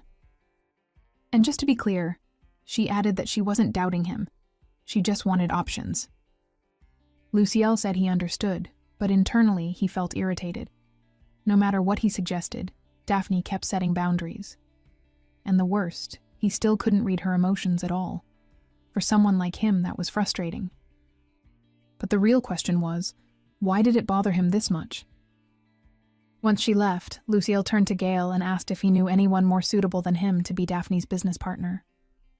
Gale didn't even need to think twice. His boss's ego had definitely taken a hit. So when Gale asked what he planned to do next, Luciel simply smiled, already plotting. This time, he said, he would approach her using his handsome face and looked forward to seeing her reaction. At the same time, Daphne finally let out a long sigh. The whole meeting had her on edge the entire time. I mean, she had just been casually talking to a potential world-ending villain. Of course she was stressed. Right then and there, she made a firm decision. No matter what happens, she was not getting involved with that man again. Not for business, not for favors, not even by accident. She was going to handle everything on her own. Anyway, Daphne wandered around the market and soon spotted a shop filled with colorful potion bottles. The shopkeeper greeted her a little too enthusiastically, complete with heart-shaped hand signs like he was selling romance instead of medicine. Naturally, he started advertising his products right away, claiming he sold everything from basic healing potions to high-end ones approved by the temple. Daphne picked one up and asked for the price. He said it was a very rare and high-quality potion, cost 20 gold, adding she should buy it now before it's gone. She obviously knew it was overpriced, but since he kept mentioning the temple, she figured there was no point trying to negotiate with someone like him, so she simply decided to walk away. But just as she turned, a large man suddenly appeared beside her, so quietly it was almost creepy.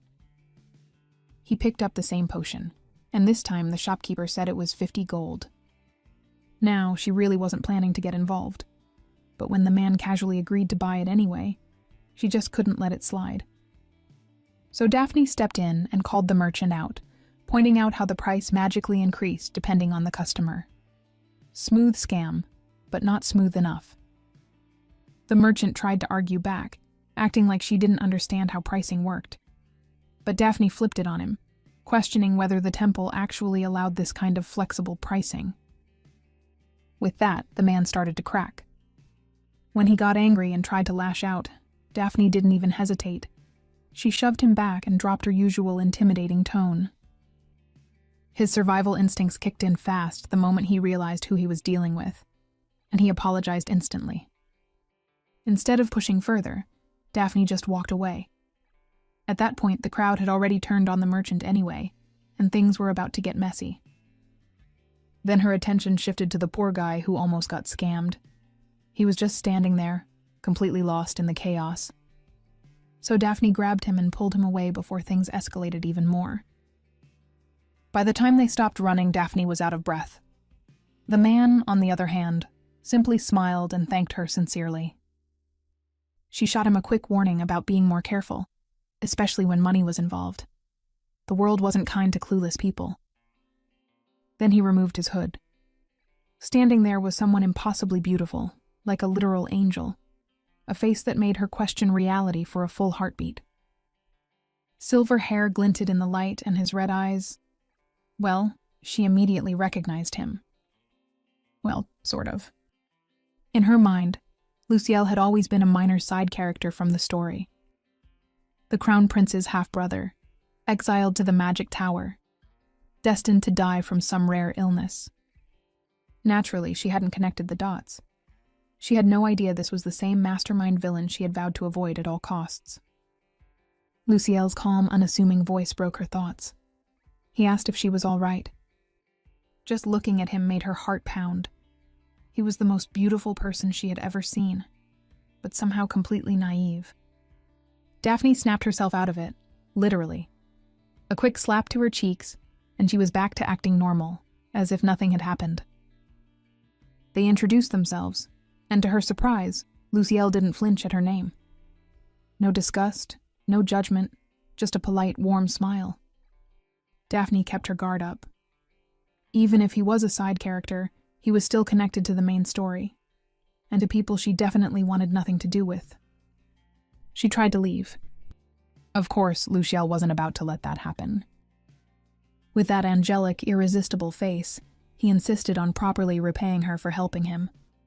But Daphne refused politely, not just once, but twice.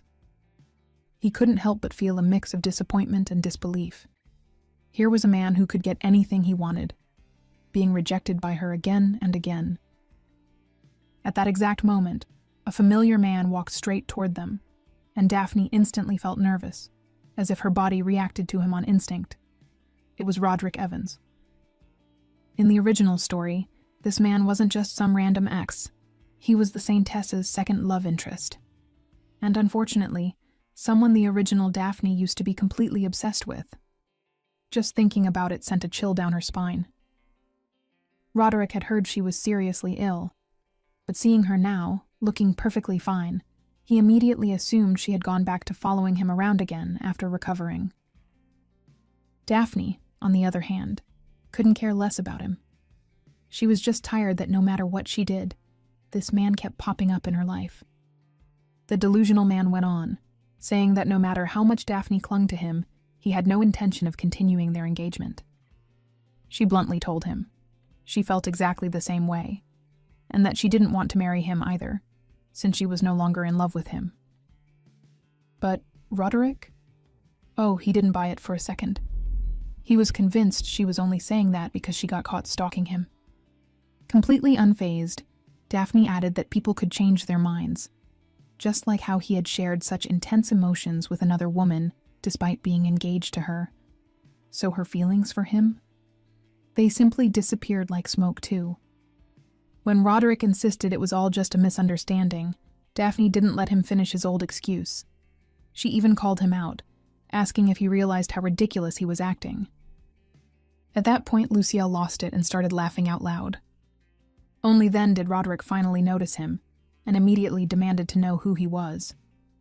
Now he was accusing Daphne of saying strange things just because she had found a new man. Just then, Luciel leaned in and quietly offered to help, saying it was his chance to return a favor. Daphne gave him a small nod, and then things got very dramatic. Luciel dropped to one knee, gently took her hand, and kissed it like something straight out of a fairy tale. He even said he had been looking forward to seeing her all day. Roderick instantly recognized who he was, and now he was panicking. Luciel casually greeted him like nothing had happened, while Roderick immediately switched attitudes, bowing and apologizing for everything he had just said.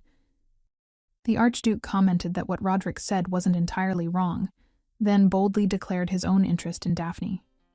He also took that opportunity to smoothly walk away from Roderick, saying he wanted to be alone with her. Daphne mentally slapped herself when she realized this whole thing was a setup, a perfect way to get rid of Roderick. Turning around, she could see how Roderick's pride had been completely crushed, but because of this, he wouldn't dare go around telling anyone what had happened. And even if he did, no one would believe that the so-called villainess had been with the Archduke that day. So Daphne delivered the final blow. She told him she hoped they would never see each other again, and walked away. Roderick just stood there, watching the two of them leave. When his subordinate tried to check on him, he snapped, yanking his hand away in frustration. That was when his mind drifted back to when he first met Daphne. It was the day the temple developed a new powerful pain reliever.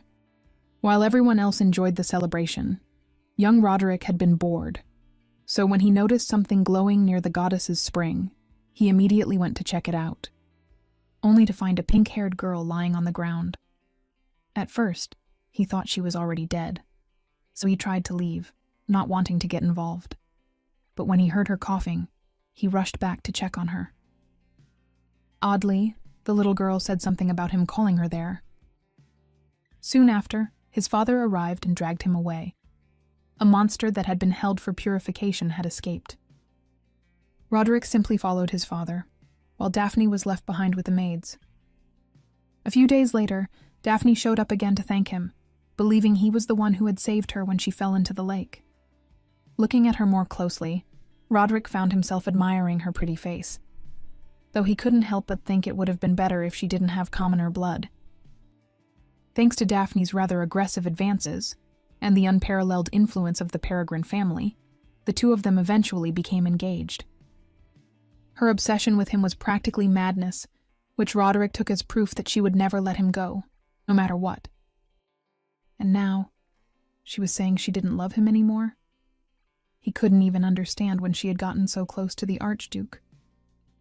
With that in mind, Roderick rushed forward to grab Daphne, only to be stopped by the Archduke instead. Despite the smile on his face, Luciel's tone was cold as he remarked that Roderick seemed a little slow at assessing the situation. Leaning in, he then whispered the undeniable truth. Roderick had already been dumped by Daphne, and that completely froze him in place. Moments later, Daphne gave Luciel a polite thank you. Honestly, if he hadn't stepped in earlier, that whole situation with Roderick could have dragged on forever. But right after that, she also made one thing clear. It would be better if he didn't get involved with her anymore. After all, she was that Daphne, the infamous one. Luciel, on the other hand, seemed confused. He simply explained that he thought helping her was the right thing to do. And so, Daphne assumed that he probably didn't even know about her reputation. If anything, without his help earlier, she might have ended up being labeled as some unstable noble lady spiraling out after a broken engagement, someone who turned to using slaves and indulging in a wild lifestyle. And yet, here he was, innocently asking if he had done anything wrong. So she corrected him, explaining that she was actually the one who asked for help, and even admitted she felt a little guilty for dragging him into it. Hearing this, Luciel's whole mood lit up. It was like watching a puppy that just got praised from his master. The shift was so obvious, she couldn't help but let out a small laugh. That in turn made Luciel pause. Meanwhile, Daphne immediately overthought it, wondering if her usual villainous face had scared him again. Anyway, priorities. She still had to officially end her engagement with Roderick, and she wanted that done as soon as possible. But just as she was about to move on, Luciel suddenly reached out and gently intertwined their fingers, murmuring that she had a familiar, sweet scent. And this was the same guy who had looked shy just moments ago. And now he was doing this? Daphne was completely thrown off, but instead of overthinking it, she quickly scolded herself. He was just an innocent guy, definitely not dangerous to her heart at all. As for the sweet scent, Daphne assumed he meant the candies she had. So she casually offered him one, and even ate one herself first, just to prove it wasn't poisoned. Meanwhile, Luciel, internally questioning his entire existence, was basically like, did I just lose to a piece of candy? Because apparently his very handsome face was having zero effect on her. Daphne, of course, heard none of that. So in the end, he just smiled and accepted the candy like a normal person, saying it looked good. After checking the time, Daphne excused herself, saying she needed to stop by a bakery before everything sold out. She even reassured him that if he was worried about rumors, she could easily clear things up and tell people there was nothing going on between them. Luciel quickly told her not to bother. Then he recommended a bakery near the fountain, saying their desserts were really good. As soon as Daphne left, Luciel called out to Gale, complaining that his laugh was practically piercing his ears. Of course, Gale immediately apologized like his life depended on it. But Luciel wasn't really focused on Gale. His mind was still on Daphne. She had clearly said she moved on from Roderick, and judging by her reactions, it seemed true. But what really bothered him was something else entirely. She wasn't affected by him at all. That was strange, because in his entire life, no one had ever been immune to his good looks. So now, for the first time, Luciel found himself genuinely confused. Was there something wrong with him? Naturally, he asked Gale. Things only got worse when Gale, whether out of bravery or sheer foolishness, hinted that maybe the problem wasn't Luciel's looks, but his personality. Good luck keeping your neck intact, Gale. Later that day, Luciel was back in his room, quietly staring at the candy Daphne had given him. A faint smile slowly formed on his lips. Because that candy pulled him back to an old memory, one he had always brushed off as nothing more than a dream.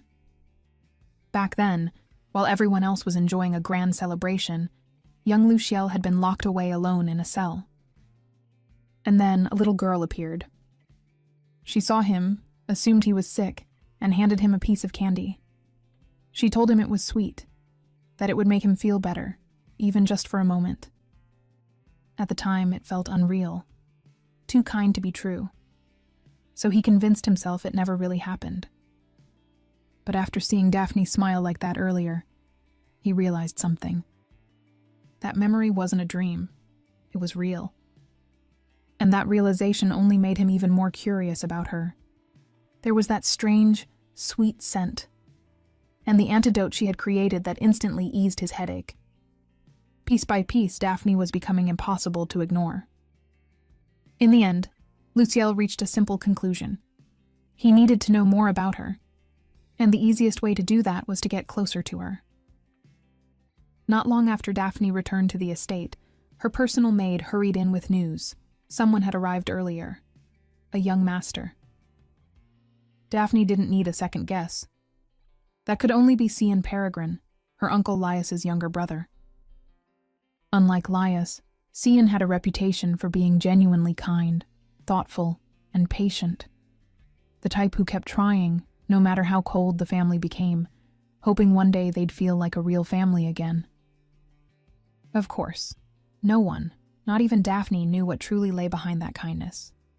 Then footsteps. Daphne turned just in time to see Cian's wife enter. Livnal Peregrine.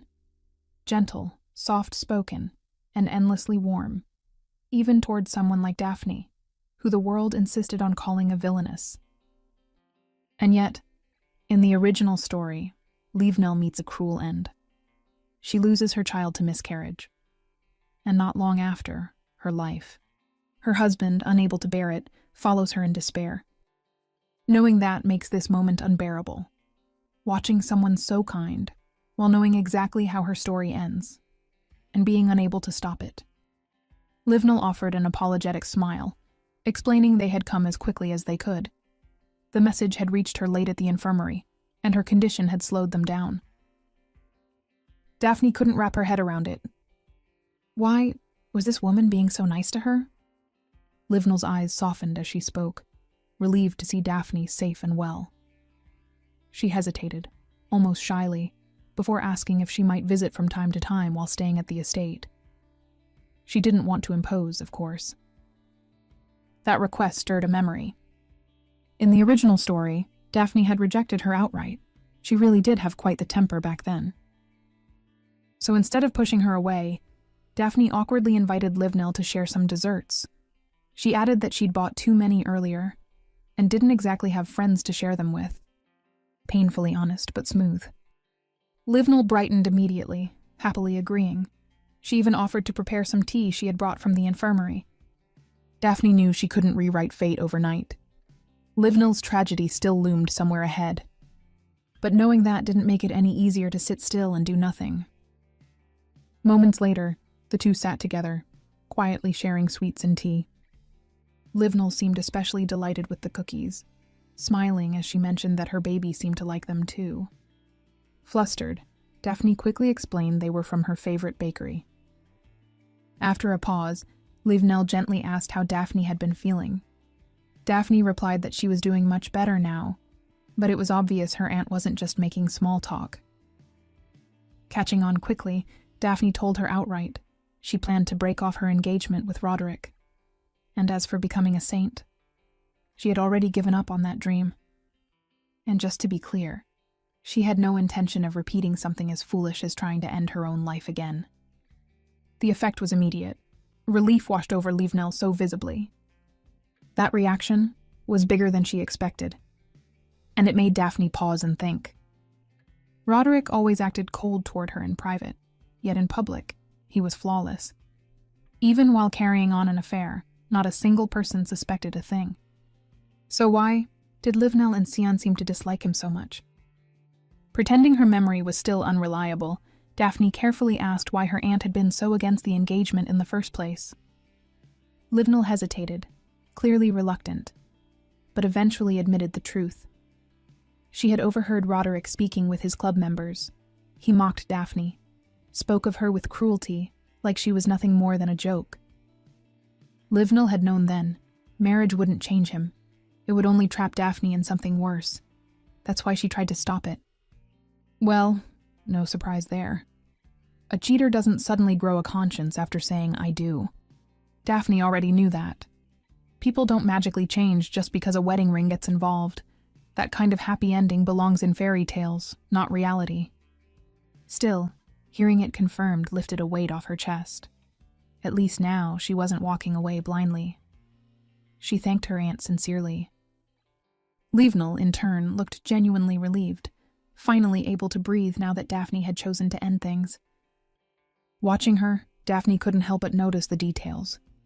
Soft light brown hair, gentle eyes. There was something about her that felt small and warm, like a squirrel, honestly. But that only made it stranger. For someone who frequently stayed at the infirmary, her aunt looked far too fragile. And that question lingered, heavier than before. What exactly caused her miscarriage in the original story? And how did it lead, all the way to her death? Just then, a maid approached their table. Livnell smiled and mentioned it was time for her medicinal tea, the one her doctor had specially prescribed. She explained it was beneficial for pregnant women, and women's health in general. Curious, Daphne accepted a cup.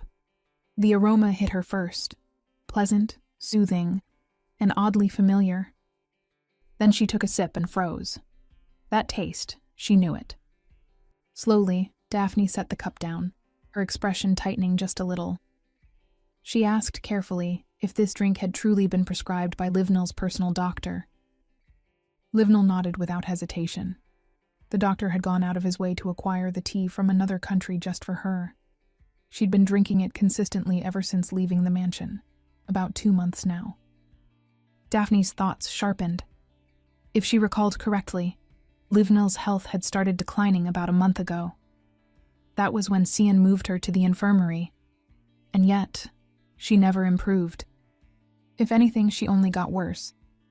And if this tea had been a constant during that time, then the problem wasn't her condition. It was the treatment. A chilling realization settled in. This tea might be the very thing that would cause Livnell's miscarriage. Keeping her composure, Daphne asked if she could meet the doctor, using her own health as an excuse.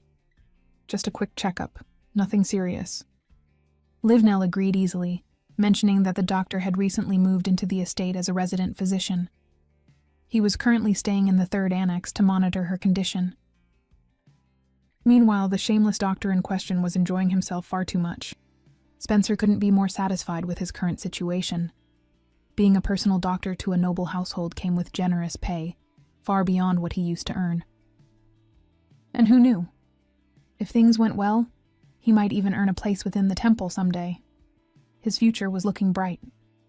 Then suddenly, a relentless pounding on his door made him jolt.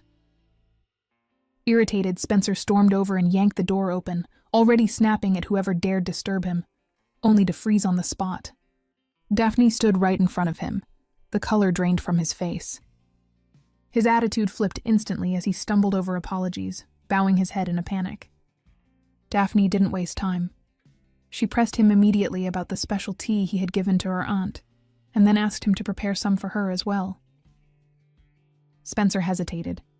He knew exactly what that tea was. If Daphne figured it out, he'd be in serious trouble. But refusing her? That might be even worse. From what he'd heard, Daphne wasn't exactly subtle. If she caused a scene, things could spiral fast.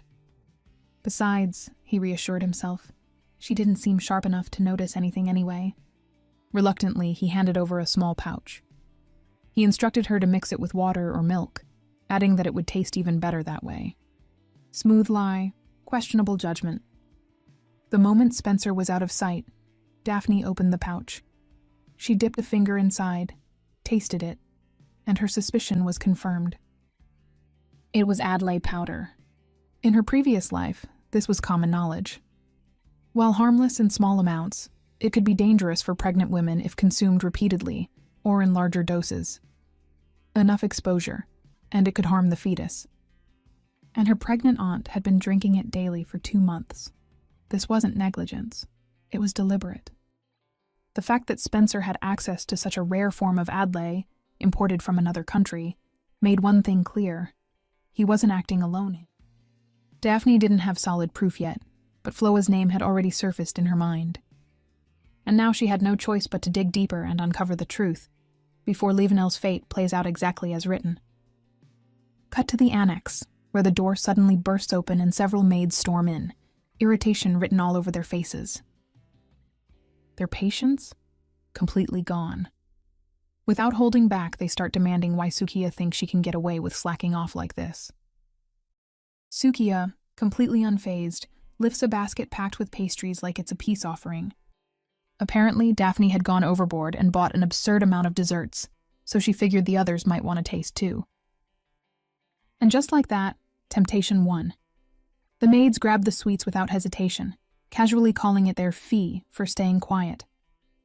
Since Sukiya rarely leaves the annex, this was her first real chance to chat with the main building staff.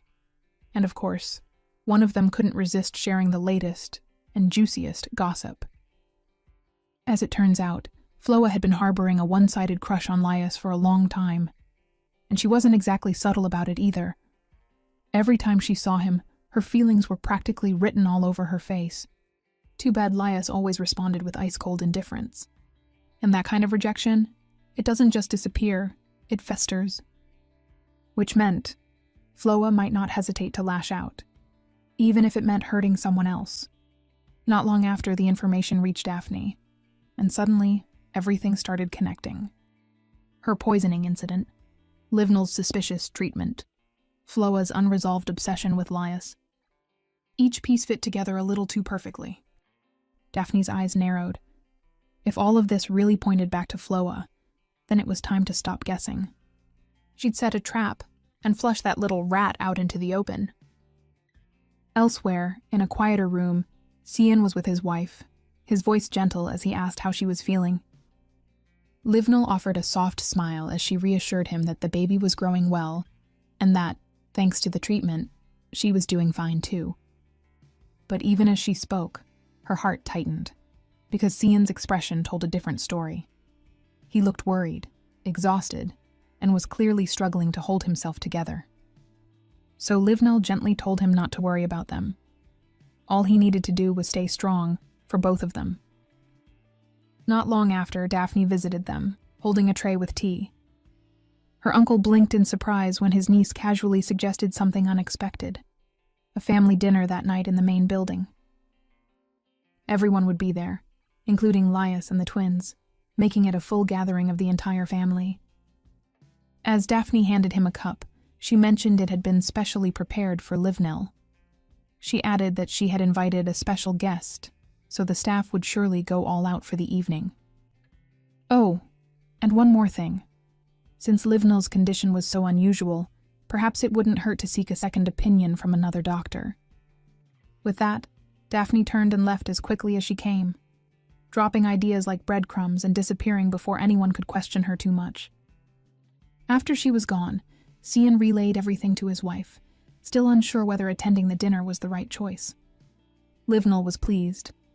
She reminded him that on the very day they returned, Daphne had been the first to reach out, inviting her to tea, sharing desserts, and showing her unexpected warmth.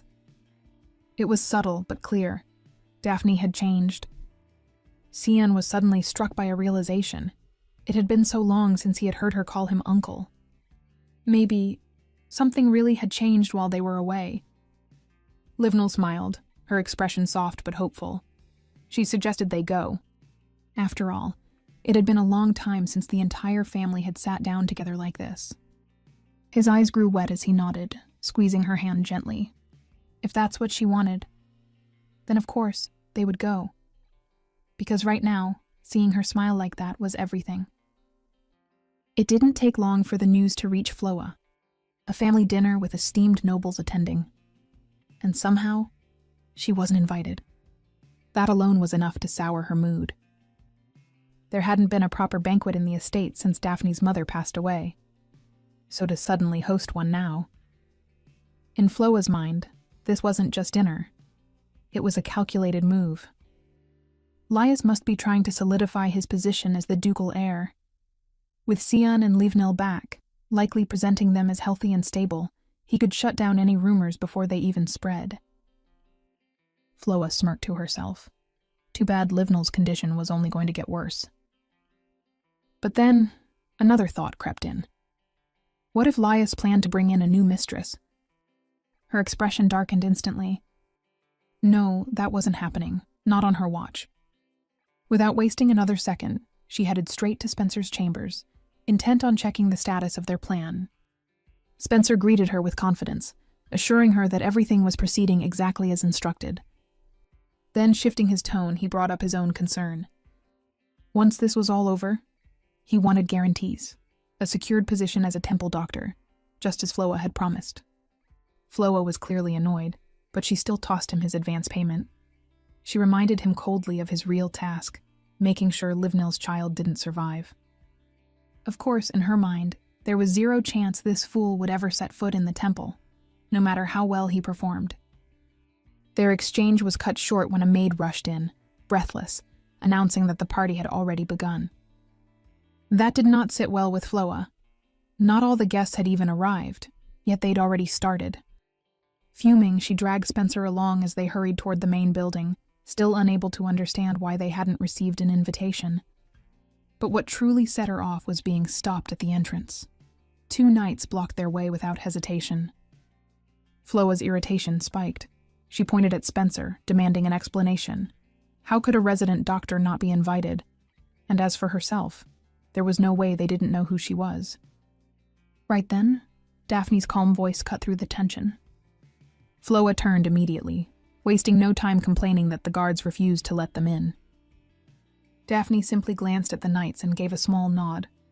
They stepped aside at once. Of course. Floa straightened, her confidence returning. Same old Daphne, naive and easy to handle. She even offered to enter together, as if nothing had happened. Daphne interrupted her. She couldn't come in because the party was canceled.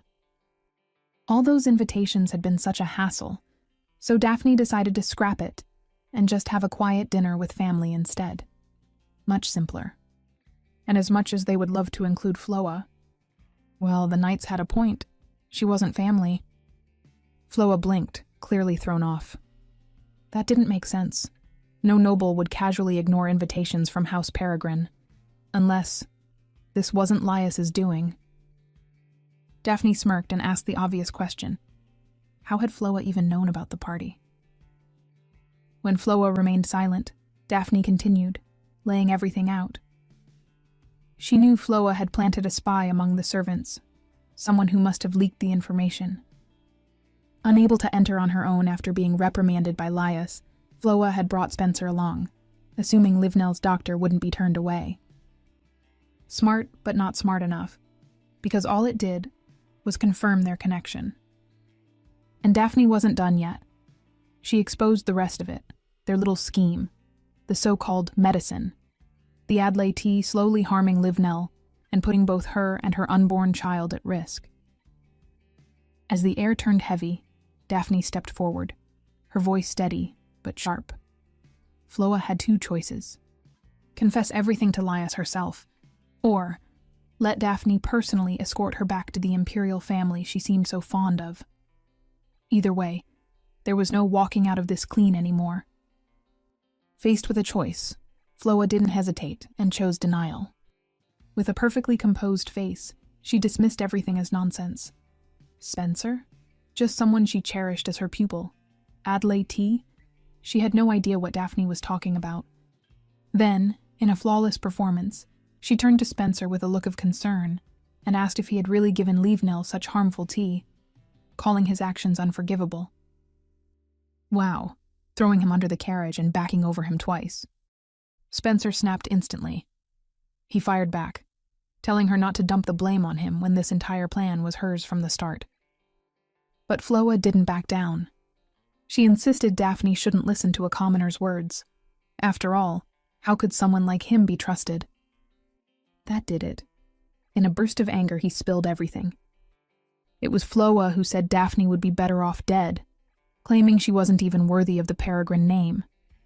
And as for Livenel's child, Floa wanted it gone because it would interfere with Laius and the twins' future. Each word hit harder than the last, yet Floa kept denying it, until the door opened. Laius and Cian stood there, having heard it all. At that moment, Floa was like a trapped rat with nowhere left to run. Before she could even attempt another excuse, cold steel pressed against her neck. Laius stood before her, sword steady, his voice low and deadly. One more lie, and she would die where she stood. That was all it took. Floa's strength gave out. Her knees buckled as she collapsed to the floor, trembling. Finally, she confessed everything. Even then, she tried to justify it, claiming she did it all for Laius. But his expression didn't change. Without hesitation, he ordered the knights to seize both Floa and Spencer. They would be imprisoned immediately. And if the imperial family or the temple came asking, the answer was simple. They had attempted to murder Daphne and endangered a pregnant woman and her unborn child. As the guards dragged Floa away, Daphne gave her a small, almost cheerful wave, smiling as she wished never to see her again. A generous amount of salt on Floa's wound. Floa's screams echoed down the halls as she disappeared from sight. Only the 3 members of the Peregrine family remained, watching the aftermath unfold. Laius stood frozen, the weight of everything crashing down on him.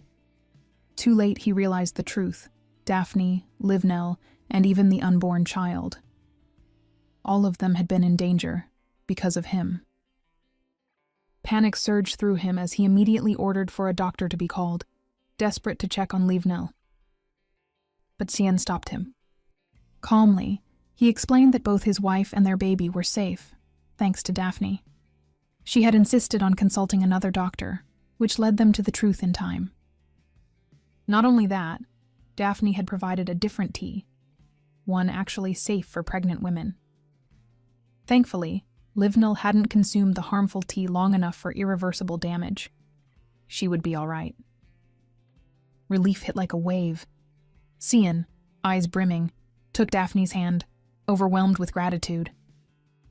But Daphne quickly waved it off. They could do the emotional speeches later because right now, she was starving. As if on cue, her stomach let out a loud, undeniable growl. Perfect timing. The twins also burst into agreement. Now they could finally have their happy family meal together. Soon after, Laius stepped into the imperial palace and requested an audience with the emperor. Emperor Curtison asked about Daphne and Livenell. Laius answered evenly. Both were safe now, and the child out of danger. A relief, but the tension in the room didn't ease. The emperor waved a hand, saying Laius was free to handle Floa and the doctor however he wished. But Laius didn't move on. Instead, he reminded the emperor of something important. Floa had always been loyal to the former empress, Hela. If he had wanted to act harshly, he could have done far worse long ago. But he didn't. His family chose restraint, and he expected that to be acknowledged. The emperor, clearly trying to settle things, offered to loosen the restrictions on magic stone shipments from the Peregrine territory. Laius shut it down immediately, saying it wasn't enough, and that answer lit a fuse. The emperor shot up from his throne, anger flaring as he demanded what kind of compensation Laius was really after. Laius met his gaze without hesitation. He wanted the poisoning case reopened. From the very beginning, he intended to find out whether Daphne had truly been at fault during the Empress's banquet, or if the truth had been buried. If only the Emperor had trusted Daphne back then. things wouldn't have spiraled to the point where she nearly died. So now it was only right to uncover what really happened. Even the Emperor understood. This wasn't just a simple reinvestigation. If the trail led back to his mother, if it proved hostility toward House Peregrine, then everything could fall apart. Laius already knew one thing for certain. Even if the truth came out, the Emperor would never put his own mother on trial. But trust? That was different. If doubt crept in, and suspicion grew between them, then Hela could lose the one thing she valued most, her son's trust. With no better option, the Emperor finally relented. He waved his hand, muttering that he hadn't realized Laius cared this much about his family. Permission granted. Laius bowed and took his leave, getting exactly what he came for. On his way out, he crossed paths with Hela. She greeted him with a graceful smile, casually mentioning she was hosting a tea gathering and inviting him to join. Laius declined without pause. Too much work. Even a short break for tea wasn't possible today. Now, tea gatherings were usually held in the palace gardens, on the opposite side. So why invite him there? Simple. She already knew something. Laius offered a light apology, adding that he wasn't particularly fond of flowers anyway, just like his father. A harmless comment on the surface, but it wasn't random. Then, almost casually, he mentioned that some small pests had been spotted around his estate lately, and that a few of his family members had fallen ill because of them. His gaze turned cold as he said there was no need for concern. He planned to deal with those pests personally. Anyone who dared threaten House Peregrine would pay for it. Every word landed exactly where it was meant to. Hela kept her smile, though it stiffened just a little. She apologized for taking his time, then gracefully excused herself, leaving with her attendants. The moment she stepped into her private chambers, a teacup shattered against the floor. Fury twisted her expression as she clenched her hands tightly. That look, that tone, Laius was just like his father. And that memory burned. The humiliation, the rejection. The moment Duke Peregrine told her his heart already belonged to someone else and asked her to stop sending flowers. That shame still lingered. This was supposed to be her perfect revenge, the fall of House Peregrine, carefully crafted over the years. And now, it was unraveling. Her thoughts raced. When did Laius figure it out? Did Floa say something she shouldn't have? No. If they had already learned everything from Floa, there would be no need to reopen the investigation. Which meant something else had changed. She recalled one of Floa's previous reports about Daphne's sudden change in behavior. If that was true, then years of planning could collapse because of a single unexpected shift. She couldn't block the reinvestigation, not without making the Emperor suspicious. But that didn't mean she was out of moves. Calling a maid, Hela gave her next order. Find a fallen noble. Someone with a title, but nothing left to their name. Preferably ruined by gambling. For her next scheme, a tragic love-driven story would do perfectly. After all, if one plan fails, she'll simply write a better one. News of the reinvestigation into the poisoning at the Empress's banquet spread quickly. And with it came one burning question. Would Daphne Peregrine finally be cleared of the accusation? As Luciel read through the newspaper, the answer started to take shape. The case had been reopened for a reason. New evidence had surfaced, pointing toward the real culprit. Which meant this whole incident had been a setup from the very beginning. That realization stirred an old memory in him, how Hela had once persuaded the Emperor to send him away to the temple. Just thinking about it now, it felt all too familiar. This kind of scheme, it had her fingerprints all over it again. Still, this turn of events worked perfectly in his favor. If Daphne's name was cleared, then there would be nothing stopping them from meeting freely. His thoughts were cut off when something caught his eye. In the magic mirror, a familiar figure appeared. Daphne had just arrived at their shop. Luciel's mood instantly lifted. It had been a while since he last saw her. Perfect timing. But Gale's voice broke in. "Master, do I really have to do this?" With a snap, the broomstick in his hands broke clean in half. That's how stressed he was. How was he supposed to pretend to be an archduke and negotiate with Daphne? Sure, magic could disguise his appearance and voice. But what about everything else? His mannerisms? His personality? That wasn't something you could fake on command. And since Daphne didn't even know Luciel and the sketchy shop owner were the same person, why not just meet her properly, introduce himself, then say he'd connect her with the Archduke for the medicine deal? With surprising honesty, Luciel admitted that introducing himself as a powerful and highly skilled tower master felt awkward, and having to hear Daphne talk about her first impression of him. Yeah, he'd rather avoid that entirely. Which is why Gale was perfect for the role.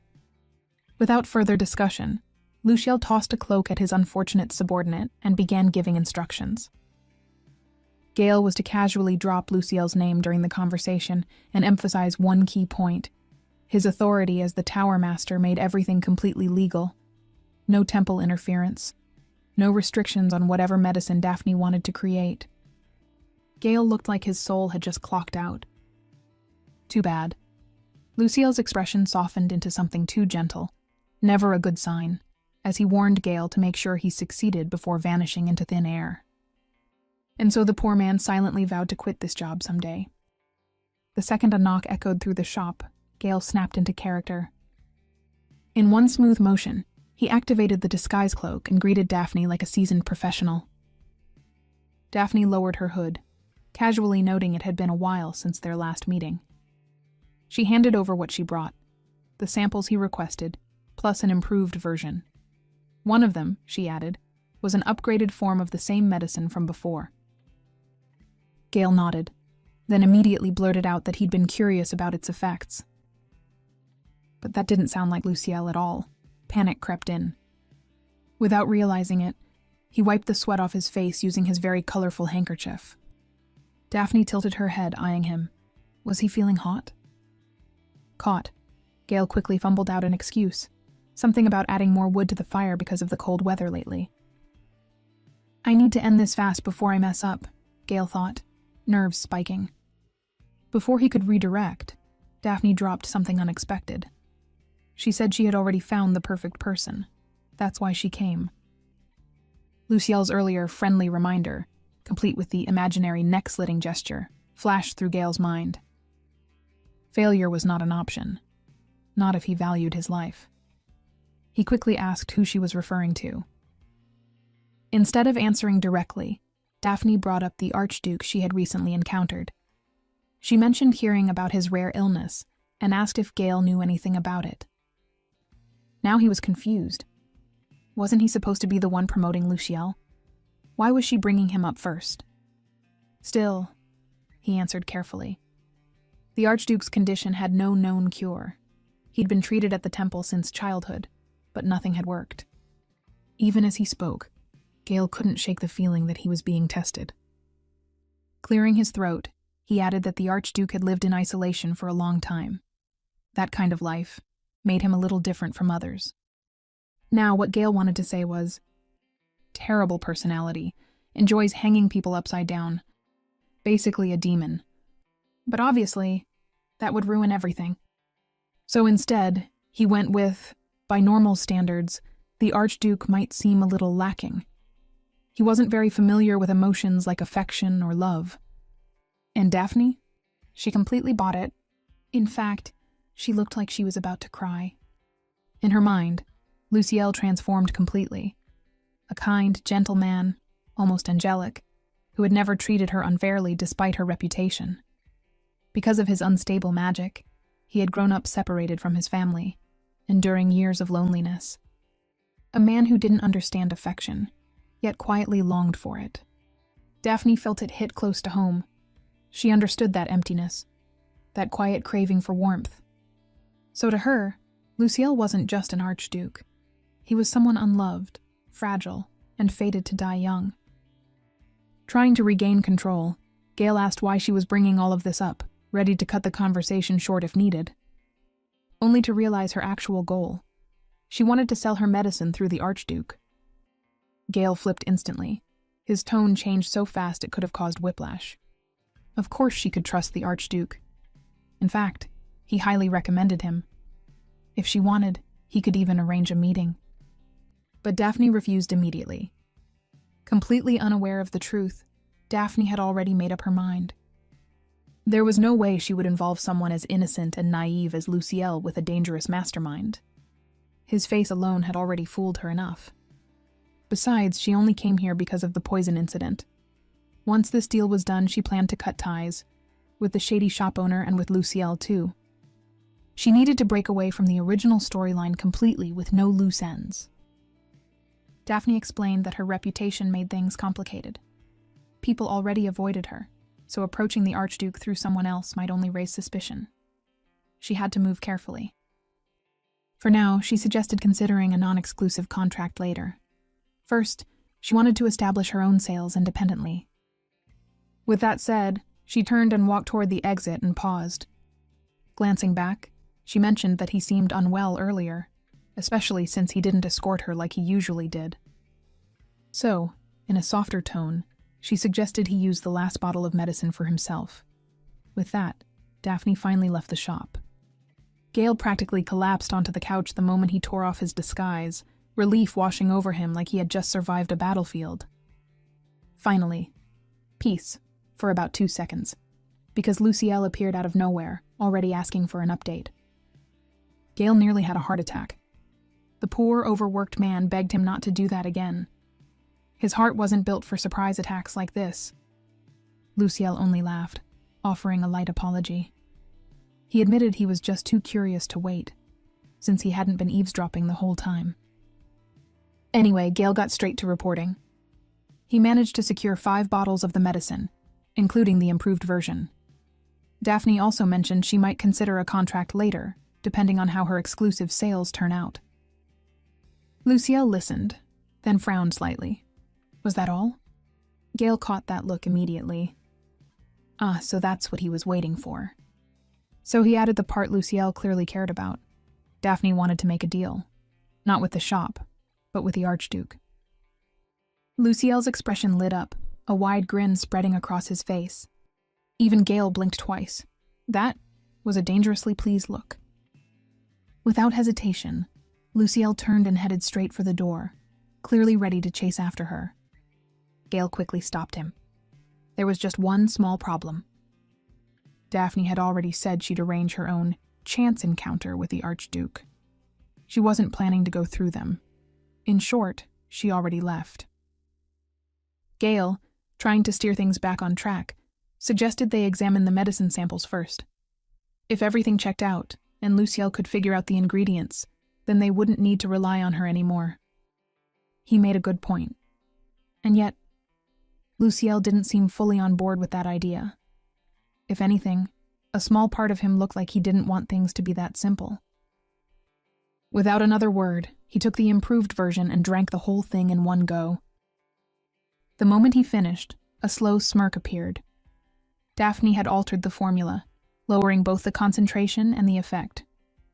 She clearly wasn't about to hand over the real deal without securing a proper contract first. Luciel exhaled softly, amused. How could he not be intrigued by someone like that? But at the same time, it felt a little unfair. Why was he the only one feeling this interested? That wouldn't do. If he was this invested, then Daphne should be too. With a snap of his fingers, his appearance shifted into his usual Archduke style. Now, with one clear goal in mind, he planned to make the most of their next chance encounter. At the Rose Bakery, Daphne sat alone at a quiet table, waiting. She had told herself she'd find a way to accidentally run into Luciel. But in reality, this was the only place she could think of. Not exactly a genius plan, but hey, it was something. As she waited, a group of noble ladies nearby caught her attention. They were loudly gossiping. Apparently, the Archduke frequented this bakery, and according to them, he was so angelically handsome that just looking at him made them want to drop to their knees and pray. The man had a reputation for being an angel everywhere, except in front of his own subordinates. Then, the topic shifted to the latest scandal involving Floa. They couldn't believe it. The same woman people called the angel at the altar, involved in something as vile as poisoning? Impossible. One of them suggested that maybe Floa was covering for someone else. After all, she had once been Daphne's personal tutor. Maybe she simply took the blame for her former student. The others quickly agreed that Floa wouldn't do something like that. Daphne sat there listening, so close to flipping the entire table. Honestly, her reputation was already in ruins. What difference would it even make? Just then, a sudden gust of wind swept through their table. In the next second, tea spilled right onto the gossiping ladies. Like a tiny tornado had chosen that exact table as its target. As if on perfect cue, Lucielle appeared out of nowhere and casually asked about her coffee preference, like nothing out of the ordinary had just happened. Daphne nearly said his name out loud, but he quickly signaled her to stay quiet. Drawing attention here would only cause chaos. Instead, he leaned in slightly and suggested something else. She could call him Winter, his middle name. That caught her off guard. Usually, middle names were reserved for people close to someone, like friends or lovers. So, was she really allowed to use it? It felt a little strange, but at the same time, Winter suited him perfectly. When she finally said it, he smiled, and somehow he looked even more attractive than the last time she saw him. Lucielle mentioned how nice the weather was, adding that he hadn't been out much lately. Daphne immediately picked up on that. If he rarely left his home, then his condition must have been worse than she thought. So, without overthinking it, she invited him to join her. After all, it was a perfect day to sit down, relax, and share a cup of tea with someone. As they sat across from each other, quietly enjoying their drinks, Daphne stole a glance at Lucielle. On the outside, he looked perfectly fine. Healthy, composed, almost untouchable. But she knew better. His magic reflux was no joke. And now she had a problem. How was she supposed to bring up the medicine? Talking business, contracts, deals, with someone who looked this harmless? It felt wrong. Her thoughts were cut short when Lucielle suddenly started coughing, violently. Daphne shot up from her seat, completely startled. "Are you okay?"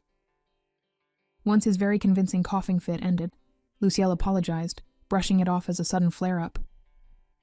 Daphne stared at him and froze, because instead of looking like someone on the verge of collapse, he looked way too hot and sexy. Slightly flushed, a little breathless, sweat catching the light. After mentally scolding herself, she listened as Lucielle explained that the Empire's medicine had never worked for him. If something actually did, it would mean everything. Daphne felt awful. Here she was, thinking about deals and contracts, while he was clearly suffering. Forget business. Right now she just wanted to help. A little embarrassed, she admitted that she had some knowledge in making medicine.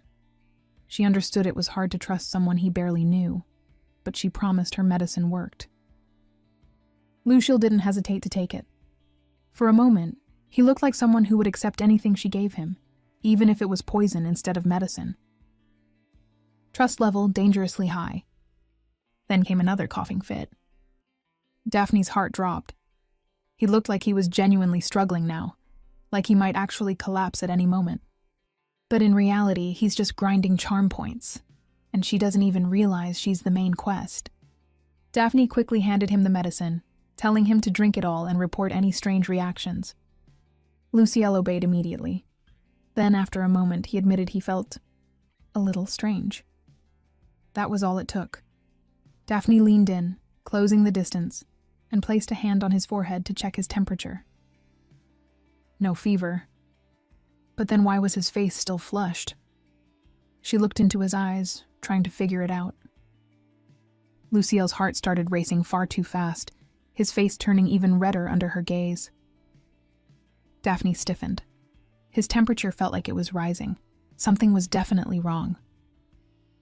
Without hesitation, she decided to call a doctor. These side effects were not normal. But Lucielle gently stopped her. He explained that he was just surprised. He had never taken a medicine that worked this quickly before. She let out a quiet breath of relief. So it wasn't a bad reaction after all. Once things settled, she returned to her seat, her expression turning serious.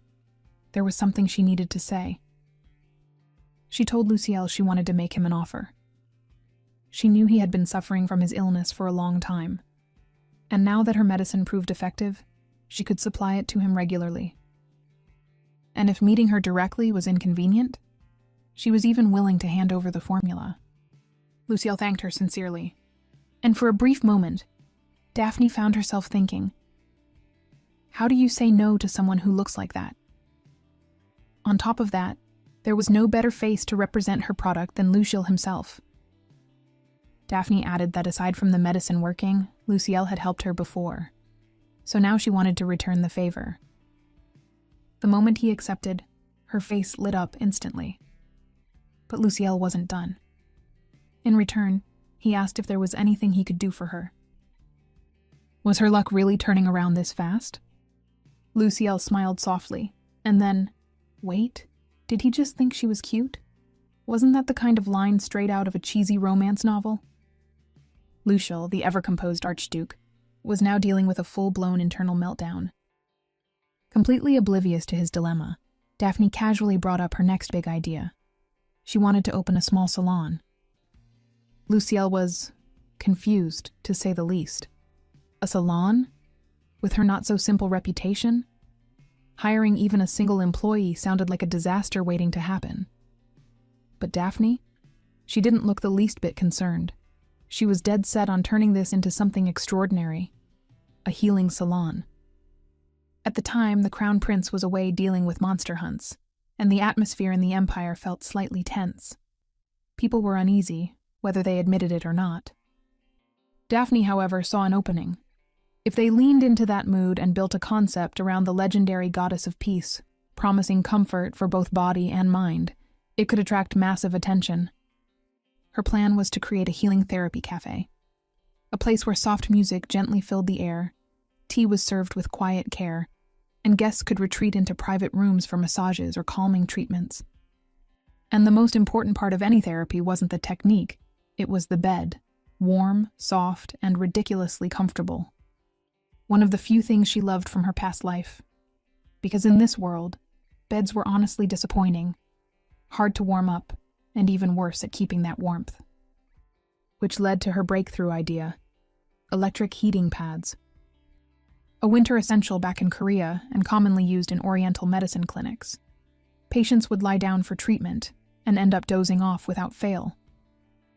If she could recreate that exact experience here, nobles wouldn't just visit, they'd keep coming back.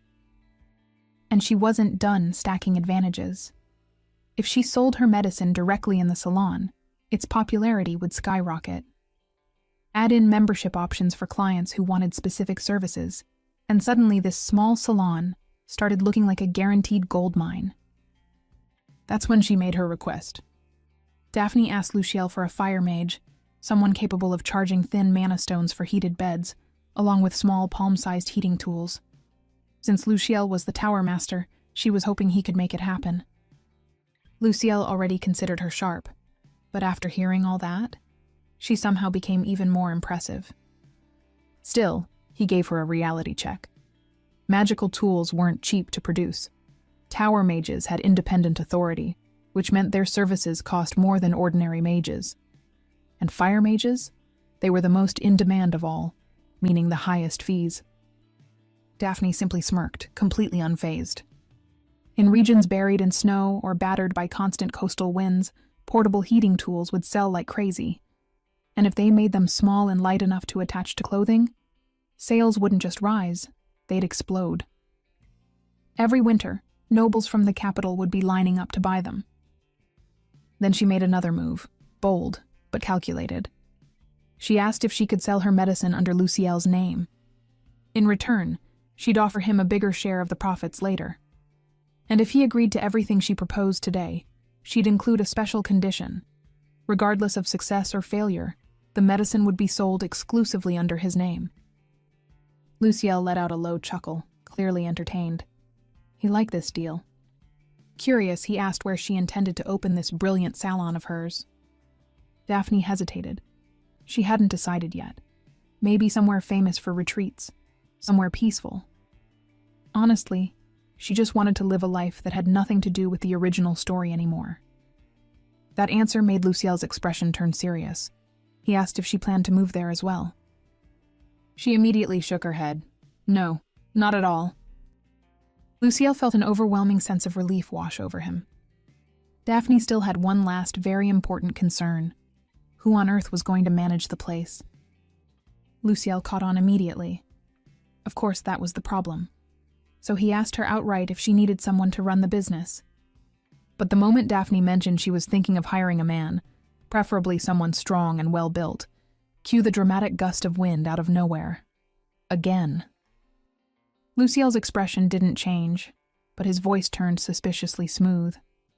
He mentioned that he just so happened to know the perfect candidate, someone who had recently become available.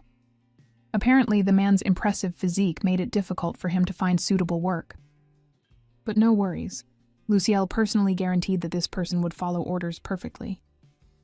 At that exact moment, Gale suddenly felt a chill crawl up his spine. He had no idea why. Poor guy didn't realize he'd just been hired to a new job without even being consulted. Before heading home, Daphne decided to go inside the bakery shop to pick up something for her aunt. One of the staff quickly approached, but instead of a warm welcome, his eyes immediately scanned Daphne from head to toe. Then came the blunt suggestion. The shop was quite expensive, he said, so perhaps she'd be more interested in the pre-packed desserts near the counter. They were made yesterday, but supposedly tasted just as good as the fresh ones. Right, totally convincing. Just then, Liz Cafaroel walked in with her friends, chatting loudly about how Roderick had gone out of his way to obtain rare holy water from the temple just for her. The staff member's attention snapped instantly. A clear big spender had arrived. Without a second thought, he rushed over to attend to Liz, completely abandoning Daphne. Liz went on about how being bedridden for weeks had made her crave sweets more than anything. At one point, she casually handed her bag to another lady beside her, claiming her arm was sore, though the way she did it made it feel less like a request and more like an order. Naturally, the conversation drifted to their favorite topic. It was Daphne. They noted how quiet she'd been lately, especially with her still under probation. Then, they all agreed on one thing. The Peregrine family should have given up on her a long time ago. Daphne, for her part, had no intention of letting their petty chatter get to her. She was ready to leave with Luciel and ignore the whole thing, until Liz pushed it too far. With a scoff, Liz declared that if it were up to her, she wouldn't have stopped at probation. She would have erased Daphne from the family registry entirely. She went on, complaining that Daphne had almost killed her, yet her father let it slide before she could even protest. And just to top it off, she bragged that once she got home, she'd make sure Daphne wouldn't get away with something so lenient ever again. Daphne had only just managed to mend things with her uncle, and here this woman was, trying to tear it all apart again. Enough was enough. So Daphne grabbed a plate and let it crash onto the floor. The sharp sound cut through the room, instantly drawing every eye toward her. With a perfectly calm expression, she offered a sarcastic apology, saying she simply had to interrupt so she could join their absolutely fascinating conversation. The lady's face flushed with anger. She demanded to know who this rude woman thought she was, daring to speak to her like that. Right on cue, Luciel casually glanced toward the door. It swung open as a gust of wind rushed inside, as dramatic as ever. The sudden gust knocked Daphne's hood back, revealing her face to everyone present. Her expression changed instantly. Liz lowered her head in a hurry, claiming she had no idea Daphne was there. Daphne agreed coolly, because if Liz had known and still dared to talk about removing her from the Duke's registry, well, that would have been practically signing her own death warrant. Still unwilling to lose face, Liz switched tactics. Her voice trembled, and suddenly she looked like the victim. She reminded Daphne that she had repeatedly said there was nothing between her and Roderick. Yet Daphne refused to believe her, and even went so far as to poison her. It had taken weeks for her to recover. Did Daphne really hate her that much? To seal the performance, she even forced out a few tears. Tilting her head slightly, Daphne asked, almost innocently, if Liz had already fully recovered. She quickly responded that she hadn't, not completely. She claimed the incident had damaged her teeth, and she was still receiving treatment. Interesting. For someone supposedly suffering from tooth pain, she had picked out some very hard-looking cookies. Caught off guard, Liz hurriedly explained that they were gifts for her family. She had no intention of eating them herself. Daphne's lips curved into a faint smirk. "That's a problem," she said lightly. "It seems you've been deceived." She then pointed toward one of her companions, the lady holding a bag, and asked if she had mentioned earlier that Roderick had brought holy water from the temple for Liz. The lady nodded quickly, saying she had only repeated what Liz told them. Now all eyes turned back to Liz. Daphne's gaze sharpened as she explained that holy water from the temple was incredibly rare, so rare that even the imperial family couldn't obtain it easily. So if Liz had truly used it, and was still suffering, then something didn't add up, which meant only one thing: she'd been scammed. Liz stiffened. That wasn't what she meant. She quickly tried to backtrack. Then, with forced indignation, she turned to her friends and demanded to know when she had ever said Roderick actually gave her holy water. She insisted she had only said he tried to get it. Unfortunately for her, both companions immediately disagreed. They clearly remembered her saying he did get it. So in the end, Liz wasn't some tragic victim, just a rather pitiful liar who never even got the holy water in the first place. But if she hadn't received holy water, then how had she recovered so quickly? The Marquis Caffarel had claimed his daughter was on the brink of death from poison. Because of that, House Peregrine had been forced to comply with the former Empress's demand, taking Floa into their estate and paying a massive compensation. Yet the lady standing here now looked perfectly fine, which led Daphne to a single unsettling question. Was Liz ever poisoned at all? Meanwhile, Liz quickly apologized, brushing everything off as a misunderstanding. Daphne didn't let it slide. Calm but cutting, she pointed out that Liz had a habit of twisting stories until everyone else ended up confused, and she certainly hadn't forgotten that little comment about removing someone from the family registry. Her smile stiffened. Liz offered another apology for bringing it up, then quickly made her exit. Inside, Daphne was internally screaming that high society was terrifying, but on the outside, her expression stayed sharp enough to scare off an entire room. It worked. One by one, the remaining customers hurried out of the bakery, clearly deciding their peace of mind was more important than pastries. In no time, the place was nearly empty. Luciel, of course, didn't forget about the employee who had tried to slip away earlier. He caught the man with ease, then turned to Daphne and casually asked if he had done a good job. With that soft smile on his face, he looked like a puppy waiting for approval. Snapping herself back to reality, Daphne coolly asked what should be done with employees who discriminate against customers, and then try to run when things go wrong. She also added that the shop's management was clearly lacking, a remark that landed far sharper than intended, right on Luciel. And so, he twisted the employee's arm just enough to make a point and assured Daphne not to worry. Something told him this place would be implementing new policies very soon. A few minutes later, the head chef stormed out of the kitchen, demanding to know where all his customers had gone. Daphne calmly asked if he was the owner. He clarified that he was the one in charge, and immediately apologized for the trouble caused by his staff. Daphne wasn't interested in leaving behind only a villainous causing chaos impression after emptying the shop, so she decided to show a bit of goodwill.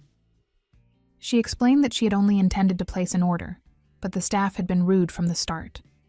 The chef quickly offered to take her order personally. Daphne stepped forward, glanced at the display, and pointed at everything. Then instructed him to send all the desserts to the Peregrine Manor. But the real highlight? The very same rude employee would be the one packing and delivering the order. With that settled, Daphne turned to Luciel and said it was time to leave. He adjusted his hood and gave the head chef a small, unsettling smile, one that sent an immediate chill down the man's spine. As they stepped out, Daphne casually took Luciel's hand and told him to come along. A warm smile spread across his face.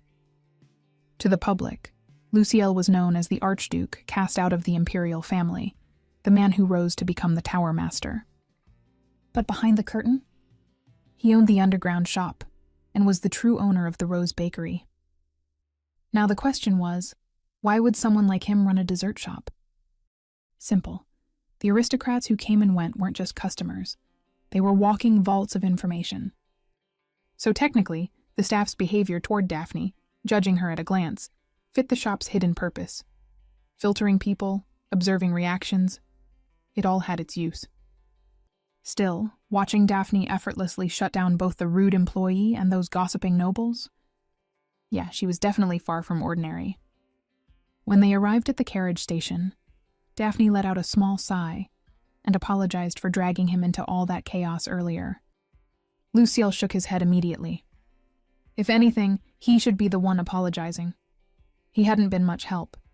He was just standing there. She disagreed right away.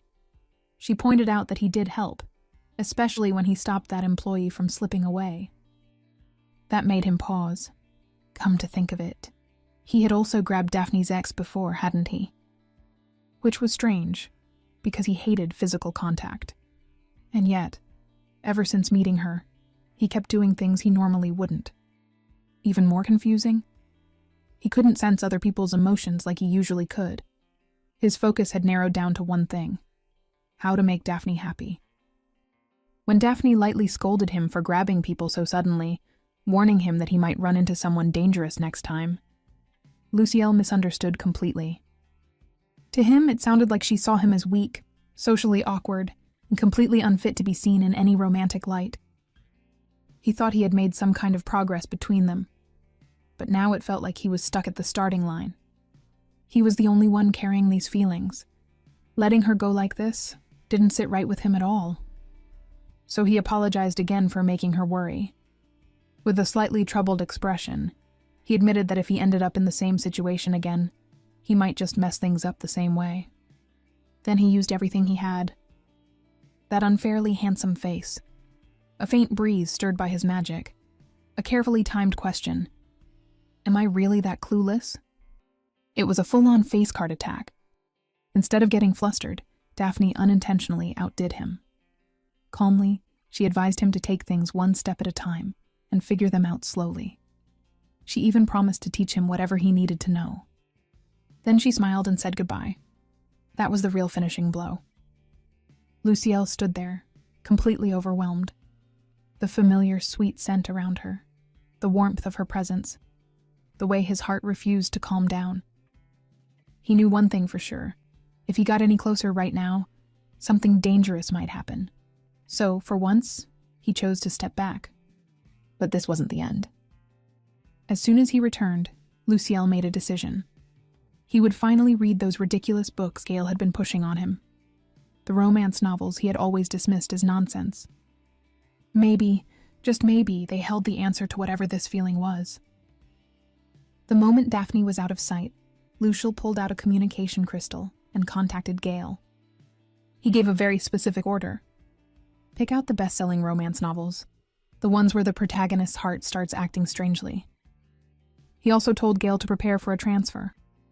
A better position under a better boss. Exactly what Gale had always wanted. Gale had no clue what was happening, but his instinct screamed, agree now but ask never. Protect his neck, worry about everything else later.